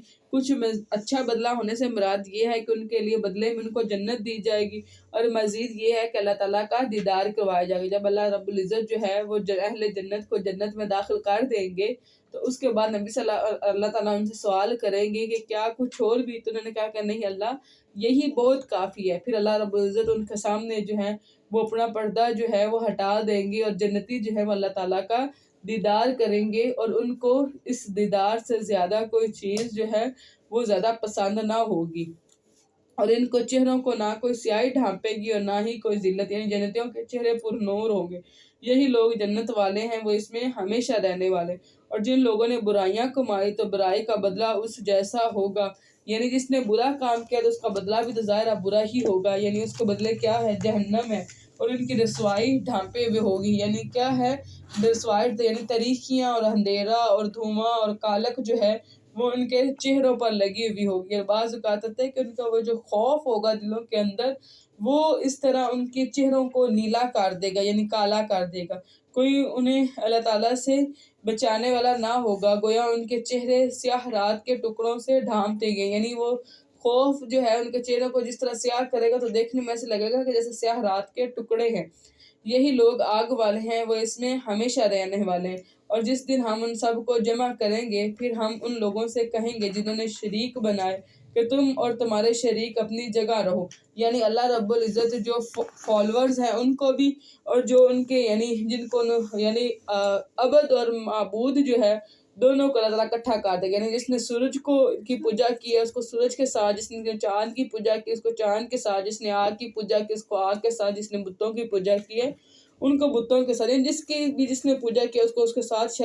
شریک ٹھہرایا، ان کو ساتھ جو ہے کھڑا کر دیں گے۔ پھر ہم ان کے درمیان علیحدگی کریں گے۔ اب یہ کیا ہے کہ اللہ رب العزت ان کے دلوں میں ایک دوسرے کے لیے نفرت پیدا کر دیں گے، تو وہ کیا ہوگا کہ الگ الگ ہو جائے گی، اور ان کے شریک کہیں گے کہ تم ہماری عبادت تو نہیں کرتے تھے۔ یعنی اللہ کیا کرے گا کہ ان کے یعنی یہ اس میں سے یہ بھی مراد ہے کہ یہ انسانی یعنی ہوں گے کہ جب وہ مر جائیں گے تو وہ یعنی جن کو رب کہہ رہے تھے وہ کہیں گے کہ ہم تو نہیں، نہ ہم نے تمہیں یہ حکم دیا، نہ ہم نے یہ دیکھا کہ تم لوگ ہماری عبادت کر رہے ہو یا نہیں کر رہے، ٹھیک ہے۔ تو اس طرح ہم ان کے درمیان علیحدگی کر دیں گے، اور ان کے شریک کہیں گے کہ تم ہماری عبادت تو نہیں کرتے تھے، یعنی ان کے جو شریک ہیں وہ کیا کریں گے کہ وہ کہیں گے کہ ہم نے نہیں کہا تھا، اور ہمیں نہیں پتا کہ تم ہماری عبادت کرتے، نہ ہی ہم نے تمہیں اپنی عبادت کے لیے کہا تھا۔ ہمارے اور درمیان اللہ تعالیٰ ہی گواہ کافی، یعنی اللہ گواہ کافی۔ جیسے لوگ سیدنا عیسیٰ علیہ السلام کو مانتے ہیں، جبکہ سیدنا عیسیٰ علیہ السلام نے تو نہیں کہا تھا کہ ان کو رب مانا جائے۔ بلا شبہ ہم تمہاری عبادت سے یقیناً بے خبر ہے، وہاں ہر نفس جانچ لے گا جو اس نے آگے بھیجا، اور وہ اللہ تعالیٰ کی طرف لوٹائے جائیں گے جو ان کا حقیقی مالک ہے، اور ان سے گمان ہو جائے گا جو جھوٹ وہ گھڑا کرتے تھے۔ پس آپ کہہ دے کہ کون تمہیں آسمان اور زمین سے رزق دیتا ہے، یا کون ہے جو آنکھوں اور کون ہے جو کانوں اور آنکھوں کا مالک ہے، کون زندہ کو مردہ سے نکالتا ہے اور مردہ کو زندہ سے نکالتا ہے، اور کون ہر کام کی تدبیر کرتا ہے۔ فَسَيَقُولُونَ اللَّهُ، تو جلد ہی وہ کہیں گے کہ اللہ تعالیٰ۔ فَقُلْ أَفَلَا تَتَّقُونَ، تو اللہ تعالیٰ کہو تو کیا تم ڈرتے نہیں؟ سو اللہ تعالیٰ تمہارا حقیقی رب ہے، پھر حق کے بعد گمراہی کے سوا کیا ہے، پھر تم کدھر پھرے جا رہے ہو؟ ایسے ہی تیرے رب کی بات ان لوگوں پر سچی ہو گئی جنہوں نے نافرمانی کی کہ یقیناً وہ ایمان نہیں لائیں گے۔ آپ کہہ دیں کیا تمہارے شریکوں میں سے کوئی ہے جو تخلیق کی ابتدا کرتا ہے، یعنی ان سے سوال پوچھے کہ جن کو تم شریک ٹھہراتے ہو وہ اس قابل ہیں کہ وہ کوئی تخلیق بنا سکیں، پھر اس کو دوبارہ بناتا ہے۔ آپ کہہ دیں اللہ تعالیٰ ہی تخلیق کی ابتدا کرتا ہے پھر اسے دوبارہ بناتا ہے، تم کہاں بہکائے جاتے ہو؟ آپ کہہ دیں کیا تمہارے شریکوں میں سے کوئی ہے جو حق کی طرف رہنمائی کرے، یعنی کیا ہے کہ وہ حق کا یعنی سیدھا راستہ یعنی اللہ کی طرف جانے والا راستہ دکھائے۔ آپ کہہ دیں اللہ تعالیٰ ہی حق کے لیے رہنمائی کرے، یعنی اللہ ہی ہے جو ہدایت دیتا ہے۔ تو کیا جو حق کی طرف رہنمائی کرتا ہے وہ اس بات کا زیادہ حقدار ہے کہ اس کی پیروی کریں، اللہ ہی پھر اس بات کا زیادہ حق رکھتے ہیں کہ ان کی پیروی کی جائے، یا وہ جو خود ہی راستہ نہ پاتے ہیں، جن کو خود راستے کا نہیں پتا وہ دوسروں کو کیا یعنی راستہ بتائیں گے، سوائے اس کے اسے راستہ بتایا جائے۔ تو کیا ہے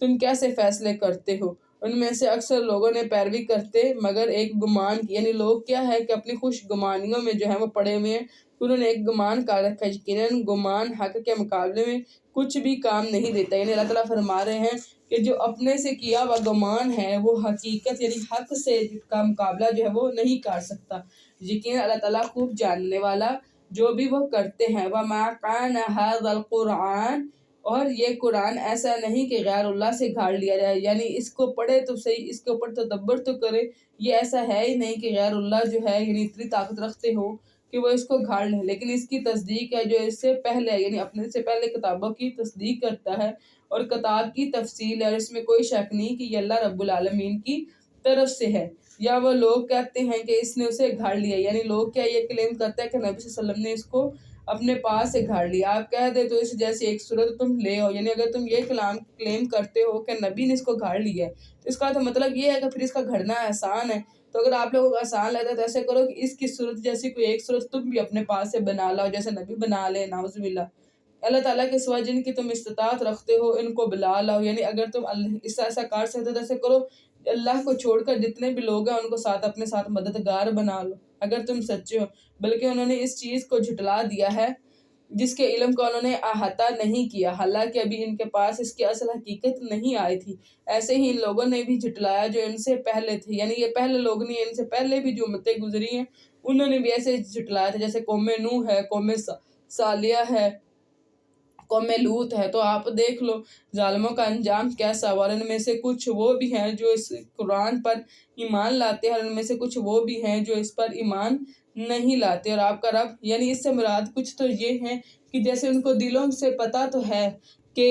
یہ قرآن پاک اللہ کی طرف سے حق ہے، لیکن وہ کیا کرتے ہیں، غرور و تکبر کی وجہ سے اس پر ایمان نہیں لاتے۔ اور کچھ یہ ہے کہ جو سیرے سے ہیں ہی جاہل، اس لیے وہ اس پر ایمان نہیں لے کے آتے، اور آپ کا رب فساد کرنے والوں کو زیادہ جاننے والا ہے۔ اور اگر وہ تجھے جھٹلائیں تو کہہ دو کہ میرے لیے میرا عمل ہے اور تمہارے لیے تمہارا عمل ہے، یعنی اللہ رب العزت نبی صلی اللہ علیہ وسلم سے فرما رہے ہیں کہ نبی اگر یہ جو کفار مکہ ہے یا مشرکین مکہ ہے یہ آپ کو جھٹلا رہے ہیں تو کہہ دے کہ تم جو عمل کر رہے ہو تم سے اس کے بارے میں پوچھا جائے گا، اور میں جو عمل کر رہا ہوں مجھ سے اس کے بارے میں پوچھا جائے گا، اور جو کچھ میں کرتا ہوں اس سے تم بری ہو اور جو کچھ تم عمل کرتے ہو اس سے میں بری ہوں۔ ان میں سے کچھ ہیں جو آپ کی طرف کان لگاتے ہیں تو کیا آپ بہروں کو سنائیں گے؟ یعنی وہ کیا ہے، وہ کس مقصد کے لیے کان لگاتے ہیں، تاکہ نعوذ باللہ اس قرآن کے اندر سے کوئی غلطی، کوئی کمی یا کوئی کوتاہی جو ہے وہ نکال سکے۔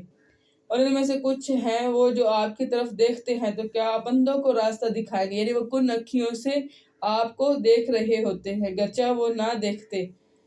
لیکن اللہ تعالیٰ لوگوں پر کچھ بھی ظلم نہیں کرتا، لیکن لوگ اپنے آپ پر خود ہی ظلم کرتے ہیں، اللہ ان پر ظلم نہیں کرتا لیکن انسان جو ہے اللہ کی نافرمانی کر کے اپنی جانوں پر خود ظلم کرتے ہیں۔ اور جس دن اللہ تعالیٰ انہیں جمع کریں گے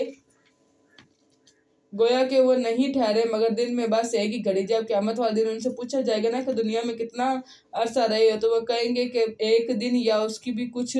ساعتیں ہم وہاں پر رہے ہیں۔ اس میں وہ ایک دوسرے کو پہنچاتے رہے۔ جن لوگوں نے اللہ تعالیٰ کی ملاقات کو جھٹلایا، یقیناً وہ خسارے میں پڑے رہے اور وہ ہدایت پانے والے نہیں ہیں۔ اور اگر آپ کو اس کا کچھ حصہ دکھا دے جو ان سے وعدہ کرتے ہیں، یا ہم آپ کو اٹھا لے تو ہماری ہی طرف انہیں لوٹنا ہے۔ یعنی اللہ رب العزت نبی صلی اللہ علیہ وسلم سے فرما رہا ہے کہ جو ہم نے کافروں سے عذاب کا وعدہ کیا ہے، ایسا بھی ممکن ہے کہ اس کا کچھ حصہ نبی صلی اللہ علیہ وسلم کو دکھا دیا جائے، یا یہ بھی ممکن ہے کہ نبی صلی اللہ علیہ وسلم کو دنیا سے اٹھانے کے بعد جو ہے وہ کافروں پر عذاب آ جائے۔ تو اینڈ رزلٹ کیا ہے کہ لوٹنا تو ہماری ہی طرف ہے۔ پھر اللہ تعالیٰ اس پر اچھی طرح گواہ ہے جو کچھ وہ کر رہے ہیں۔ اور وَلِكُلِّ أُمَّةٍ رَسُولٌ، اور ہر امت کے لیے ایک رسول ہے۔ تو جب کسی امت کا رسول آ جاتا ہے تو ان کے درمیان انصاف سے فیصلہ کر دیا جاتا ہے۔ یعنی جب اللہ تعالیٰ کسی امت کی طرف رسول کو بھیجتے ہیں تو پھر ان کے فیصلے کا وقت ہوتا ہے کہ یا تو کہ جو ہے وہ یعنی اپنے رسول کی پیروی کرے اور آخرت کمائے، یا پھر اس کی نافرمانی کرے اور ان کے اوپر عذاب کا کوڑا جو ہے وہ برسے اور ان پر ظلم نہیں کیا جاتا۔ اور وہ کہتے ہیں کہ یہ وعدہ کب پورا ہوگا، یعنی اس سے مراد قیامت کا وعدہ ہے۔ اگر تم واقعی ہی سچے ہو، کہہ دو میں اپنی جان کے لیے نفع و نقصان کا مالک نہیں مگر جو اللہ تعالیٰ چاہے۔ یعنی مجھے نہیں پتا، یعنی میں اپنے بارے میں کوئی نفع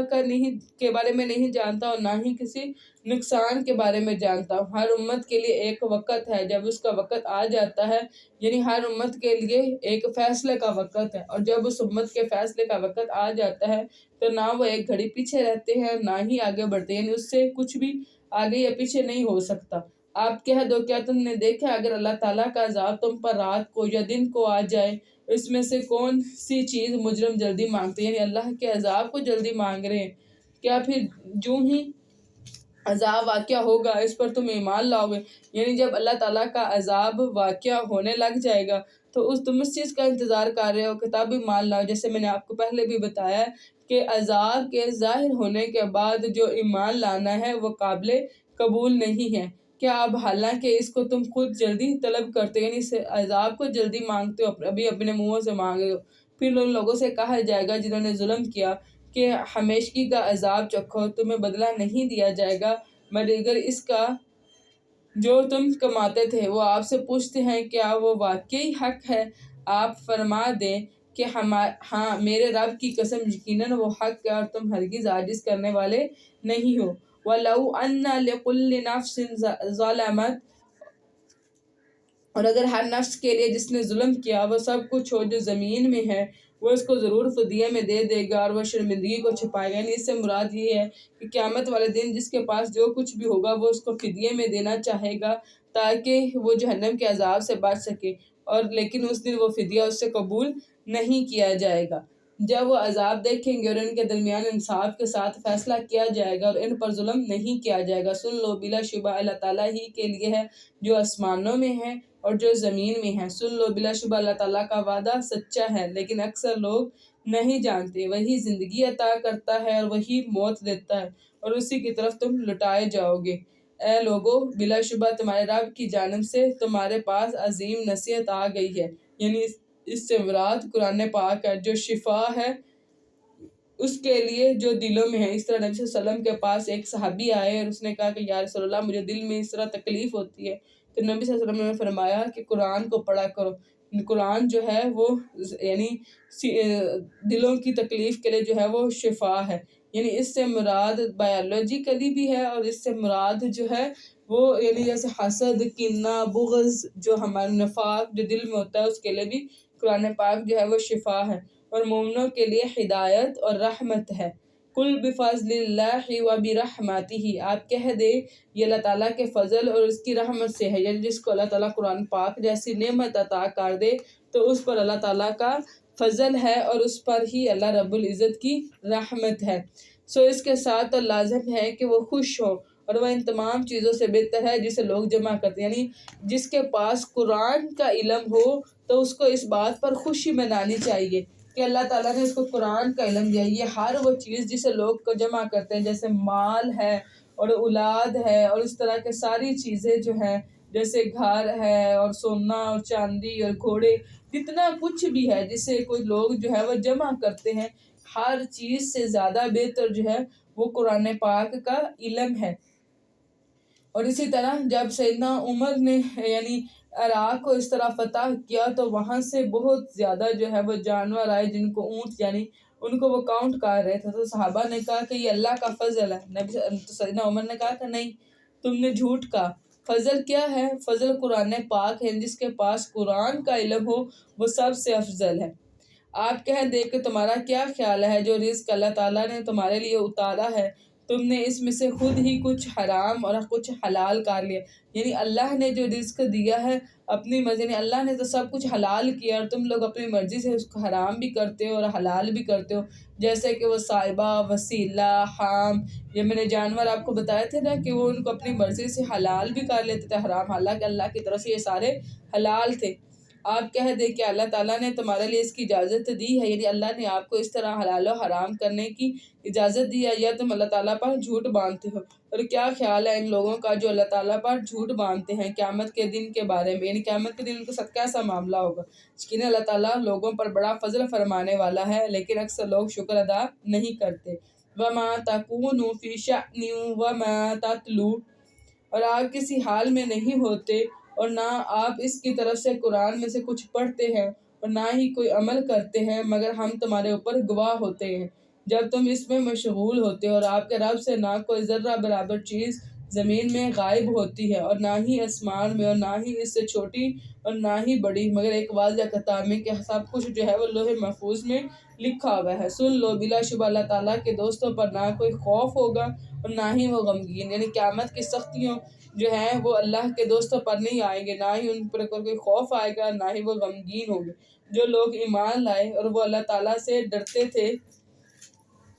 ان کے لیے دنیا کی زندگی میں بھی اور آخرت میں بھی خوشخبری ہے۔ اللہ تعالیٰ کی باتوں میں کوئی تبدیلی نہیں، یہی بہت بڑی کامیابی ہے۔ وَلَا يَحْزُنْكَ قَوْلُهُمْ، اور ان کی بات آپ کو غم زدہ نہ کرے، یعنی جو کفار جیسے نبی صلی اللہ علیہ وسلم کے بارے میں کہتے تھے نا کہ یہ سحر زدہ ہے اور یہ مجنون ہے اور یہ جادوگر ہے، تو نبی صلی اللہ علیہ وسلم، اللہ تعالیٰ جو ہے وہ نبی صلی اللہ علیہ وسلم سے فرما رہے ہیں کہ ان کی باتیں آپ کو غم زدہ نہ کریں، یقیناً ساری کی ساری عزت اللہ تعالیٰ ہی کے لیے ہے، وہ سب کچھ سننے والا اور سب کچھ جاننے والا ہے۔ سن لو، جو کچھ آسمانوں میں ہے اور جو کچھ زمین میں ہے یقیناً اللہ تعالیٰ ہی کے لیے ہے، اور جو لوگ اللہ تعالیٰ کی سوا دوسروں کو پکارتے ہیں وہ کسی قسم کے شریکوں کی پیروی نہیں کر رہے، وہ گمان کے سوا کسی کی پیروی نہیں کرتے اور وہ محض قیاس آرائیاں کرتے ہیں۔ وہی ہے جس نے تمہارے لیے رات بنائی تاکہ تم اس میں سکون حاصل کرو، اور دن کو روشن بنایا، اور اس میں یقیناً ان لوگوں کے لیے باقیتاً نشانیاں ہیں جو سنتے ہیں۔ وہ کہتے ہیں کہ اللہ تعالیٰ نے اولاد بنا رکھی ہے، وہ پاک ہے اور وہ بے پرواہ ہے۔ اللہ رب العزت فرماتا ہے کہ ابن آدم نے مجھے گالی دی، حالانکہ یہ اس کو جائز نہیں تھا، اور ابن آدم نے جو ہے وہ میرا انکار کیا، حالانکہ اس کو یہ بھی جائز نہیں تھا۔ یعنی انکار سے مراد یہ ہے کہ وہ یہ کہتا ہے کہ اللہ تعالیٰ مر جانے کے بعد دوبارہ زندہ کرنے پر قادر نہیں ہے، نعوذ باللہ۔ اور گالی دینا یہ ہے کہ وہ کہتے ہیں کہ اللہ تعالیٰ نے اولاد بنا رکھی ہے۔ اللہ رب العزت فرماتے ہیں کہ جب میں نے سیرے سے بیوی کی ہی مجھے ضرورت نہیں ہے تو پھر میں نے اولاد کیوں رکھ لی ہے۔ اللہ تعالیٰ ان سب چیزوں سے پاک ہے، اور اسی کا ہے جو کچھ آسمانوں میں ہے اور جو کچھ زمین میں ہے، تمہارے پاس اس کی کوئی دلیل نہیں، کیا تم اللہ تعالیٰ پر وہ کہتے ہو جو تم جانتے ہی نہیں ہو؟ آپ کہہ دیں یقیناً جو اللہ تعالیٰ پر جھوٹ باندھتے ہیں وہ فلاح نہیں پائیں گے۔ دنیا میں تھوڑا سا فائدہ ہے، پھر ہماری ہی جانب انہیں لوٹنا ہے، پھر ہم انہیں سخت عذاب چکھائیں گے، اور اس وجہ سے جو وہ کفر کرتے تھے۔ اور آپ ان پر نوح کی خبریں جو ہیں پڑھ دیں، جب اس نے اپنی قوم سے کہا، یعنی سیدنا نوح علیہ السلام نے جب اپنی قوم سے بات کی۔ سیدنا نوح علیہ السلام نے اپنی قوم پر 950 سال جو ہے وہ اللہ تعالیٰ کا پیغام دیا تھا، دعوت کا پیغام۔ اس نے کہا کہ اے میری قوم، اگر اللہ تعالیٰ کے یاد کے ساتھ میرا کھڑا ہونا اور میرا نصیحت کرنا تمہیں پر بھاری گزرتا ہے، یعنی آپ لوگوں کو یہ پسند نہیں ہے کہ میں اللہ تعالیٰ کے دین کا کام کروں، تو میں اللہ تعالیٰ پر بھروسہ کیا ہے، یعنی میں اللہ تعالیٰ پر بھروسہ کر، جو اللہ تعالیٰ پر بھروسہ کر لیتا ہے تو اللہ تعالیٰ اس کے نکلنے کا راستہ بنا دیتا ہے، اور اس کو وہاں سے رزق دیتا ہے جہاں سے اس نے گمان بھی نہیں کیا ہوتا۔ سو تم اپنے معاملے کا اپنے شریکوں سمیت کوئی متفقہ فیصلہ کر لو، یعنی تم اور تمہارے جو شریک ہے وہ سب مل کر ایک میرے خلاف جو ہے جو فیصلہ کرنا چاہتے ہو وہ فیصلہ کر گزرو، پھر تمہارا معاملہ تم پر چھپا نہ رہے، یعنی یہ تم چھپا کے نہیں بلکہ ظاہری طور پہ ہی کر لو، مجھ پر کر گزرو اور مجھے مہلت نہ دو، یعنی جو تم میرے بارے میں فیصلہ کرنا چاہتے ہو وہ کر لو اور اس میں مجھے مہلت بھی نہ دو۔ پھر اگر تم نے منہ موڑا تو میں تم سے کوئی اجرت نہیں مانگی، یعنی میری دعوت سے منہ موڑ رہے ہو تو میں نے کون سا تم لوگوں سے کوئی اجرت مانگی ہے، میری اجرت اللہ ہی کے ذمہ ہے، اور مجھے حکم دیا گیا کہ میں فرما برداروں میں سے ہو جاؤں۔ بس انہوں نے اسے جھٹلایا تو ہم نے اسے اور ان لوگوں کو نجات دی جو کشتی میں اس کا سوار، یعنی امت کے لوگوں نے جب اس کو جھٹلا دیا تو اللہ تعالیٰ نے سیدنا نوح کو اور وہ لوگ جو سیدنا نوح کو مانتے تھے ان کو اللہ تعالیٰ نے کشتی کے ساتھ جو ہے یعنی سوار کر کے پانی سے نجات دی، اور ہم نے انہیں جان نشین بنایا، یعنی وہ جو کشتی کے اندر لوگ موجود تھے ان کو جو ہے وہ آگے جان نشین بنایا، اور جنہوں نے ہمارے یاد کو جھٹلایا ان لوگوں کو ہم نے غرق کر دیا۔ سو آپ دیکھو ان کا کیسا انجام ہوا جنہیں ڈرایا گیا تھا۔ ثم بعثنا من بعدہ، پھر نوح کے بعد ہم نے کئی رسول ان کی قوم کی طرف بھیجے تو وہ ان کے پاس واضح دلائل لے کر آئے۔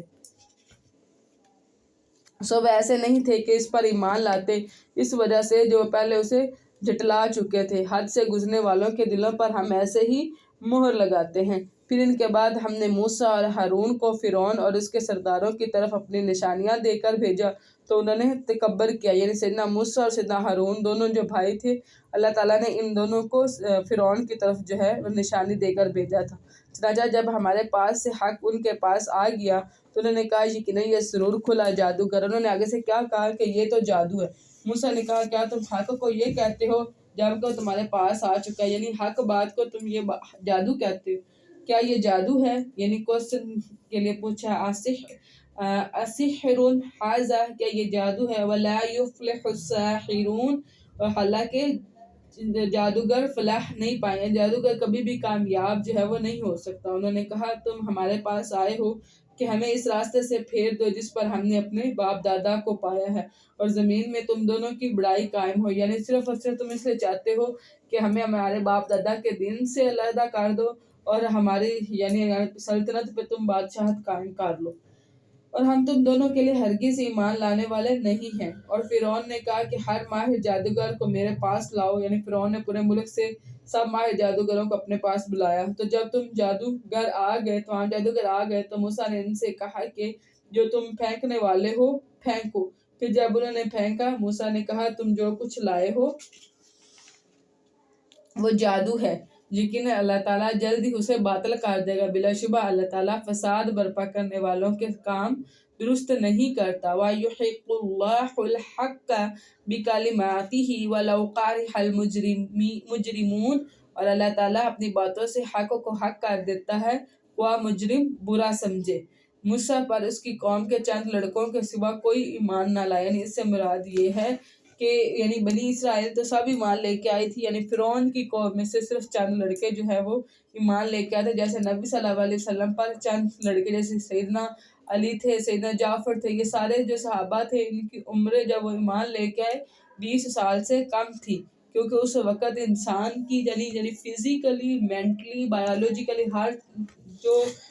پاور ہے وہ یعنی عروج پہ ہوتی ہے، ان کے اندر انڈرسٹینڈنگ جو ہے وہ زیادہ بڑھ جاتی ہے، اور ان کے اندر یعنی کچھ کرنے کا جذبہ جو ہے وہ بڑھ جاتا ہے، اس لیے وہ اس بات کی پرواہ نہیں رکھتے۔ جیسے صحابہ کہف میں بھی جو تھے وہ چند نوجوان تھے، ٹھیک ہے، تو یہ جوانی کی عمر میں جو ہے اللہ تعالیٰ یعنی ہدایت دیتے ہیں، ٹھیک ہے۔ موسیٰ اس کی قوم کے چند لڑکوں کے سوا کوئی ایمان نہ لایا، فرعون اور اس کے سرداروں کے ڈر سے کہ انہیں کسی فتنے میں ڈال دے گا، یعنی اس وجہ سے کہ فرعون ان کو فتنے میں نہ ڈال دے وہ ایمان نہیں لے کے آئے تھے، اور بلا شبہ فرعون زمین میں سرکش تھا اور یقیناً وہ بلا شبہ حد سے گزرنے والوں میں سے تھا۔ اور موسیٰ نے کہا اے میری قوم، اگر تم اللہ تعالیٰ پر ایمان لائے ہو تو اس پر بھروسہ رکھو اگر تم فرما بردار ہو۔ تو انہوں نے کہا ہم نے اللہ تعالیٰ پر ہی بھروسہ رکھا، یعنی موسیٰ نے اپنی قوم سے جو ایمان لائے تھے انہوں نے کہا تھا کہ اب اگر تم مان لے آئے ہو تو اب اللہ تعالیٰ پر ہی بھروسہ رکھو۔ تو انہوں نے کہا کہ ہم اللہ تعالیٰ پر ہی بھروسہ کیا ہے، اے ہمارے رب ہمیں ظالم لوگوں کے لیے آزمائش نہ بنا، یعنی ظالم لوگوں کو ہمارے اوپر غلبہ نہ دینا، اور اپنی رحمت سے ہمیں کافر لوگوں سے نجات دے، اور یعنی ہمیں کافر لوگوں سے بچا لے۔ اور ہم نے موسیٰ اور اس کے بھائی کو وحی کی کہ تم دونوں اپنی قوم کے لیے مصر میں چند گھروں کو ٹھکانہ مقرر کر لو اور اپنے انہی گھروں کو مسجد بناؤ اور نماز قائم کرو، ایمان والوں کو خوشخبری دے دو۔ یعنی جب فرعون نے ملک میں اس طرح اسرائیل پر بنی اسرائیل پر جو ہے وہ اور بھی سختی کر دی، تو پھر اللہ تعالیٰ یعنی انہوں نے جو کلیسائیں تھی اور جو عبادت گاہیں تھیں ان کو بند کروا دیا تھا، تو پھر اللہ تعالیٰ نے ان کو حکم دیا کہ ایسا کرے کہ یعنی بنی اسرائیل کے چند گھروں کو کیا کریں، اپنا قبلہ بنا لیں اور ان گھروں کے اندر ہی رہ کر جو ہے وہ نماز قائم کرے۔ اے موسیٰ وقال موسیٰ ربنا انک آتیت فرعون وملأہ زینہ،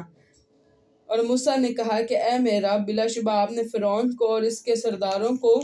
دنیا کی زندگی میں زینت اور اموال دی، یعنی آپ نے دنیا کی آسائشیں ان کو دی ہوئی ہیں، اے ہمارے رب تاکہ وہ لوگوں کو آپ کی راہ سے بھٹکائیں، یعنی اس مال کو استعمال کر کے وہ لوگوں کو آپ کی راہ سے بھٹکا رہے ہیں، اے ہمارے رب ان کے مالوں کو مٹا دے اور ان کے دلوں پر سخت گرہ لگا دے سو وہ ایمان نہ لائے حتیٰ کہ دردناک عذاب دیکھ لے۔ یعنی کیا ہوا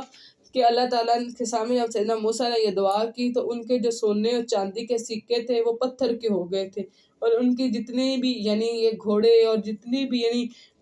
جاہ و جلال کی چیزیں تھیں وہ ساری کی ساری پتھر کی ہو گئی تھی، ٹھیک ہے، اور ان کے دل بھی ایسے پتھر کے ہو گئے۔ اللہ تعالیٰ نے فرمایا کہ بلا شبہ تم دونوں کی دعا قبول کر لی گئی، یعنی سیدنا موسیٰ دعا کرتے جاتے تھے اور سیدنا ہارون جو ہے پیچھے آمین کہتے تھے، اور جو آمین کہے وہ دعا کے اندر شامل ہوتا ہے، اس لیے اللہ تعالیٰ نے فرمایا کہ تم دونوں کی دعا قبول کر لی گئی، چنانچہ تم دونوں ثابت قدم رہو اور ان کے راستے کی ہرگز اتباع نہ کرو جو نہیں جانتے۔ اور ہم نے بنی اسرائیل کو سمندر سے پار گزار دیا تو فرعون اور اس کے لشکروں نے سرکشی اور زیادتی کرتے ہوئے ان کا پیچھا کیا، یہاں تک کہ جب اس نے غرق ہونے کو پا لیا تو اس نے کہا کہ میں ایمان لایا ہوں، یعنی جب وہ زمین کے اندر یعنی غرق ہو رہا تھا، سمندر کے اندر غرق ہو رہا تھا، تب وہ ایمان لایا اور اس نے کہا آمنت انہ لا الہ الا، یعنی میں اس کے سوا کوئی معبود نہیں جس پر بنی اسرائیل ایمان لائے ہیں، اور میں فرما بردار ہوں۔ اور سیدنا جبرائیل علیہ السلام کہتے ہیں کہ جب اس نے یہ بات کی تو میں سمندر کا تہہ کا جو کیچڑ تھا وہ اٹھا کے اس کے منہ میں ڈال رہا تھا کہ یہ نہ ہو کہ اس کی اس بات پہ جو ہے وہ اللہ تعالیٰ کی رحمت جو ہے وہ جوش میں آئے اور اس کی بخشش ہو جائے۔ کیا اب یعنی یہ کوشچن نشان ہے کہ اب جب عذاب کو دیکھ لیا تو اب تم لوگ جو ہے وہ ایمان لے کے آؤ، اللہ کے بلا شبہ اس سے پہلے تو نے نافرمانی کی اور تو نے فساد برپا کرنے والوں میں سے تھا، سو آج ہم تیرے بدن کو بچائیں گے تاکہ تم یعنی لوگوں کو یقین نہیں ہوتا تھا کہ فرعون جو ہے وہ ڈوب سکتا ہے، تو اللہ تعالیٰ نے لوگوں کو دکھانے کے لیے کہ آج ہم تیرے بدن کو بچائیں گے تاکہ تم ان لوگوں کے لیے جو تیرے پیچھے ہے نشانی بن جائے، اور بلا شبہ بہت سے لوگ ہماری نشانیوں سے یقیناً غافل ہے۔ اور بلا شبہ یقیناً ہم نے بنی اسرائیل کو ٹھکانہ دیا تھا، باعزت ٹھکانہ، اور انہیں پاک چیزوں میں سے رزق دیا تھا، انہوں نے باہم اختلاف نہیں کیا حتیٰ کہ ان کے پاس علم آ گیا، یعنی ان کے پاس علم کیا تھا؟ کتاب آ گئی۔ یقیناً آپ کا رب ان کے درمیان فیصلے کے روز اس کا فیصلہ کر دے گا جس میں وہ اختلاف کرتے تھے۔ پھر اگر آپ اس کے بارے میں کسی شک میں ہوں جو ہم نے آپ کی طرف نازل کیا ہے تو آپ ان لوگوں سے پوچھیں جو آپ سے پہلے کتاب پڑھتے ہیں، یعنی اے نبی اگر آپ کو شک آ رہا ہے تو آپ ایسے کریں ان لوگوں سے پوچھیں جو آپ سے پہلے کتاب کو، یعنی اس سے مراد یہودی اور عیسائی ہیں جنہوں نے اپنی کتابوں کے اندر نبی کی صفات کو پڑھا ہوا ہے۔ بلا شبہ یقیناً آپ کے پاس آپ کے رب کی طرف سے حق ہی آیا، یعنی یہ جو کتاب ہے یہ اللہ کی ہی وہی ہے، سو آپ ہرگز شک کرنے والوں میں سے نہ ہوں، اور آپ ہرگز ان لوگوں میں سے نہ ہونا جنہوں نے اللہ تعالیٰ کی یاد کو جھٹلا دیا، اور ورنہ آپ خسارہ پانے والوں میں سے ہو جائیں گے۔ یقیناً جن لوگوں پر آپ کی رب کی بات ثابت ہوگی وہ ایمان نہیں لائیں گے اگرچہ ان کے پاس ہر نشانی آ جائے، یعنی ان کی جن کے دلوں پر اللہ نے مہر لگا دی ہے، یعنی جس کا اللہ تعالیٰ کو پتہ ہے جن کے لیے لکھ دیا گیا کہ عذاب ہے، چاہے وہ ساری نشانیاں بھی اپنی آنکھوں سے دیکھ لیں تو وہ ایمان نہیں لے کے آئیں گے، یہاں تک کہ وہ دردناک عذاب کو دیکھ لیں، دردناک عذاب کو دیکھ بھی لے تو وہ ایمان نہیں لے کے آئیں گے۔ سو کیوں نہ کوئی بستی ایسی ہوئی کہ ایمان لائی ہو، پھر اس کے ایمان نے اسے نفع دیا، یعنی کوئی بستی ایسی نہیں ہے کہ جو ایمان لے کے آئی ہو تو اس کے ایمان کو اس نے نفع دیا، یعنی عذاب کے بعد، یعنی عذاب کو دیکھ لینے کے بعد کوئی بھی بستی ایسی نہیں کہ وہ ایمان لے کے آئے تو اس کے ایمان اس کو نفع دیا، کیونکہ جس طرح سورج جب مغرب سے نکل جائے گا یا نزاع کا عالم شروع ہو جائے یا عذاب کے آثار شروع ہو جائے تو اس وقت کی جو توبہ ہے وہ قابل قبول نہیں ہے، یہ شرعی لو ہے، ٹھیک ہے۔ اسے نفع دیا ہو یونس کی قوم کے سوا، یعنی صرف سیدنا یونس علیہ السلام کی جو قوم تھی ان کو ان کا ایمان لانا نفع دیا، یعنی ایسا ہوا تھا کہ ان کے اوپر عذاب کے آثار جو ہیں وہ شروع ہو گئے تھے، یعنی بادل آنا شروع ہو گئے تھے، ان کو پتہ چل گیا کہ یہ تو عذاب آ رہا ہے اللہ کا پر، تو انہوں نے توبہ استغفار کرنا شروع کر دیا، اور پھر یہ اپنے توبہ استغفار پر قائم رہے۔ یعنی عموماً ایسا ہوتا ہے کہ جب عذاب ٹل جائے تو لوگ جو ہیں پھر اپنی وہی غلط روش پہ آ جاتے ہیں، لیکن یہ ہے کہ یہ اپنی ہدایت کے راستے پر قائم رہے تھے، اس لیے اللہ تعالیٰ فرماتا ہے کہ یہ وہ قوم ہے کہ جن کو عذاب کے آثار آنے کے بعد بھی توبہ جو ہے وہ ان کو نفع مند رہی جب وہ ایمان لائے، تو ہم نے اسے دنیا کی زندگی میں ان سے رسوائی کا عذاب ہٹا دینے، اللہ تعالیٰ نے اس قوم کے اوپر سے عذاب کو ہٹا دیا تھا، انہیں ایک وقت تک کے لیے سمانے زندگی دے دیا، اور اگر آپ کا رب چاہتا تو جو زمین میں ہے سب اکٹھے ضرور ایمان دینے، اللہ تعالیٰ ساری زمین کی مخلوق کو جمع کرے اور ان کے دلوں میں ایمان ڈال دے، تو کیا آپ لوگوں کو مجبور کریں گے یہاں تک کہ وہ سب مومن، یعنی آپ کیا ہے ان کے اوپر یعنی ان کو انفورس کریں گے کہ وہ ایمان لائے، جبکہ اسلام میں جو ہے وہ سختی نہیں ہے، اور کسی انسان کے لیے ممکن نہیں کہ وہ ایمان لائے مگر اللہ تعالیٰ کی اذن سے، کہ اللہ کے حکم اور توفیق سے ہی لوگ جو ہے وہ مسلمان ہوتے ہیں، اور وہ ان پر گندگی ڈال دیتا ہے جو لوگ نہیں سمجھتے، یعنی جو عقل نہیں رکھتے ان کے اوپر کفر کی گندگی جو ہے وہ ڈال دی جاتی ہے۔ کہہ دو کہ دیکھو آسمانوں اور زمین میں کیا کچھ ہے، اور نشانیاں اور ڈرانے والی چیزیں ان کے کام نہیں آتی، جو لوگ ایمان نہیں لاتے تو نہیں وہ انتظار کرتے سوائے ان لوگوں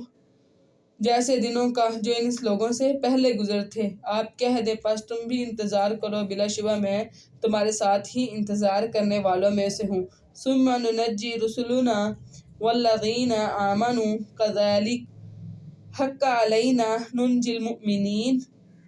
پھر ہم اپنے رسولوں اور ان لوگوں کو جو ایمان لائے نجات دیتے ہیں، اس طرح ہم پر حق ہے کہ ہم مومنوں کو نجات دیں، یعنی یہ اللہ کے ذمہ ہے کہ اللہ مومنوں کو نجات دے۔ کہہ دو کیا لوگو اگر تم میرے دین کے بارے میں کسی شک میں ہو تو میں ان کی عبادت نہیں کرتا اللہ تعالیٰ کے سوا جن کی تم عبادت کرتے ہو، لیکن میں اس اللہ تعالیٰ کی عبادت کرتا ہوں جو تمہیں موت دیتا ہے، اور مجھے حکم دیا گیا کہ میں ایمان لانے والوں میں سے ہو جاؤں، اور یہ کہ اپنے چہرے کو یکسو ہو کر اس دین کے لیے سیدھا رکھو اور مشرکوں میں سے ہرگز نہ ہو جانا، اور آپ اللہ تعالیٰ کے ماں سوا نہ کسی کو پکاریں جو نہ آپ کو نفع دے سکتا ہے اور نہ ہی آپ کو نقصان دے سکتے ہیں، پھر اگر آپ نے ایسا کیا تو یقیناً آپ تب ظالموں میں سے ہوں گے، اور اگر اللہ تعالیٰ آپ کو کوئی نقصان پہنچائے تو اس کے سوا کوئی دور کرنے والا نہیں، اور اگر وہ آپ سے کوئی بھلائی کا ارادہ کرے تو اس کے فضل کو ہٹانے والا کوئی نہیں، وہ اپنے بندوں میں سے جیسے چاہتا ہے فضل پہنچاتا ہے، بے حد بخشنے والا نہایت رحم والا ہے، یعنی جس طرح نبی صلی اللہ علیہ وسلم نے اپنے پیچھے ایک صحابی کو بٹھایا ہوا تھا، نبی صلی اللہ علیہ وسلم نے فرمایا تھا کہ اگر پوری دنیا بھی تمہیں جو ہے وہ فائدہ دینا چاہے اور اللہ نہ دینا چاہے تو وہ دنیا تمہیں فائدہ نہیں پہنچا سکتی، اور اگر پوری دنیا بھی تمہیں نقصان پہنچانا چاہے اور اللہ تمہیں نقصان نہ پہنچانا چاہے تو دنیا جو ہے وہ آپ کو نقصان نہیں پہنچا سکتی۔ آپ کہہ دیں اے لوگو بلا شبہ تمہارے رب کی طرف سے تمہارے پاس حق آ گیا، تو جس نے ہدایت کو اپنایا وہ بلا شبہ اپنے ہی لیے ہدایت کو اپناتا ہے، اور جو گمراہ ہوا تو یقیناً وہ اپنے ہی نفس کے خلاف گمراہ ہوتا ہے، اور میں تمہارے اوپر کوئی نگران نہیں ہوں، اور آپ اسی کی پیروی کریں جو آپ کی طرف وحی کی جاتی ہے، اور آپ صبر کریں حتیٰ کہ اللہ تعالیٰ فیصلہ فرما دے، وہی صاحب فیصلہ کرنے والوں میں سے بہترین ہے۔ اور یہاں پہ ہماری سورہ یونس جو ہے وہ مکمل ہوتی ہے، اور سورہ ہود جو ہے وہ سٹارٹ ہوتی ہے، یہ مکی سورہ ہے، اس میں 123 آیات اور 10 رکوع ہیں، اور سورہ یونس کے بعد سورہ ہود جو ہے وہ ایک ہی دفعہ جو ہے اتاری گئی، اور سورہ ہود کے اترنے سے پہلے مسلمانوں کے اوپر جو ہے وہ سخت آزمائشیں آئی اور سخت ہلائے گئے،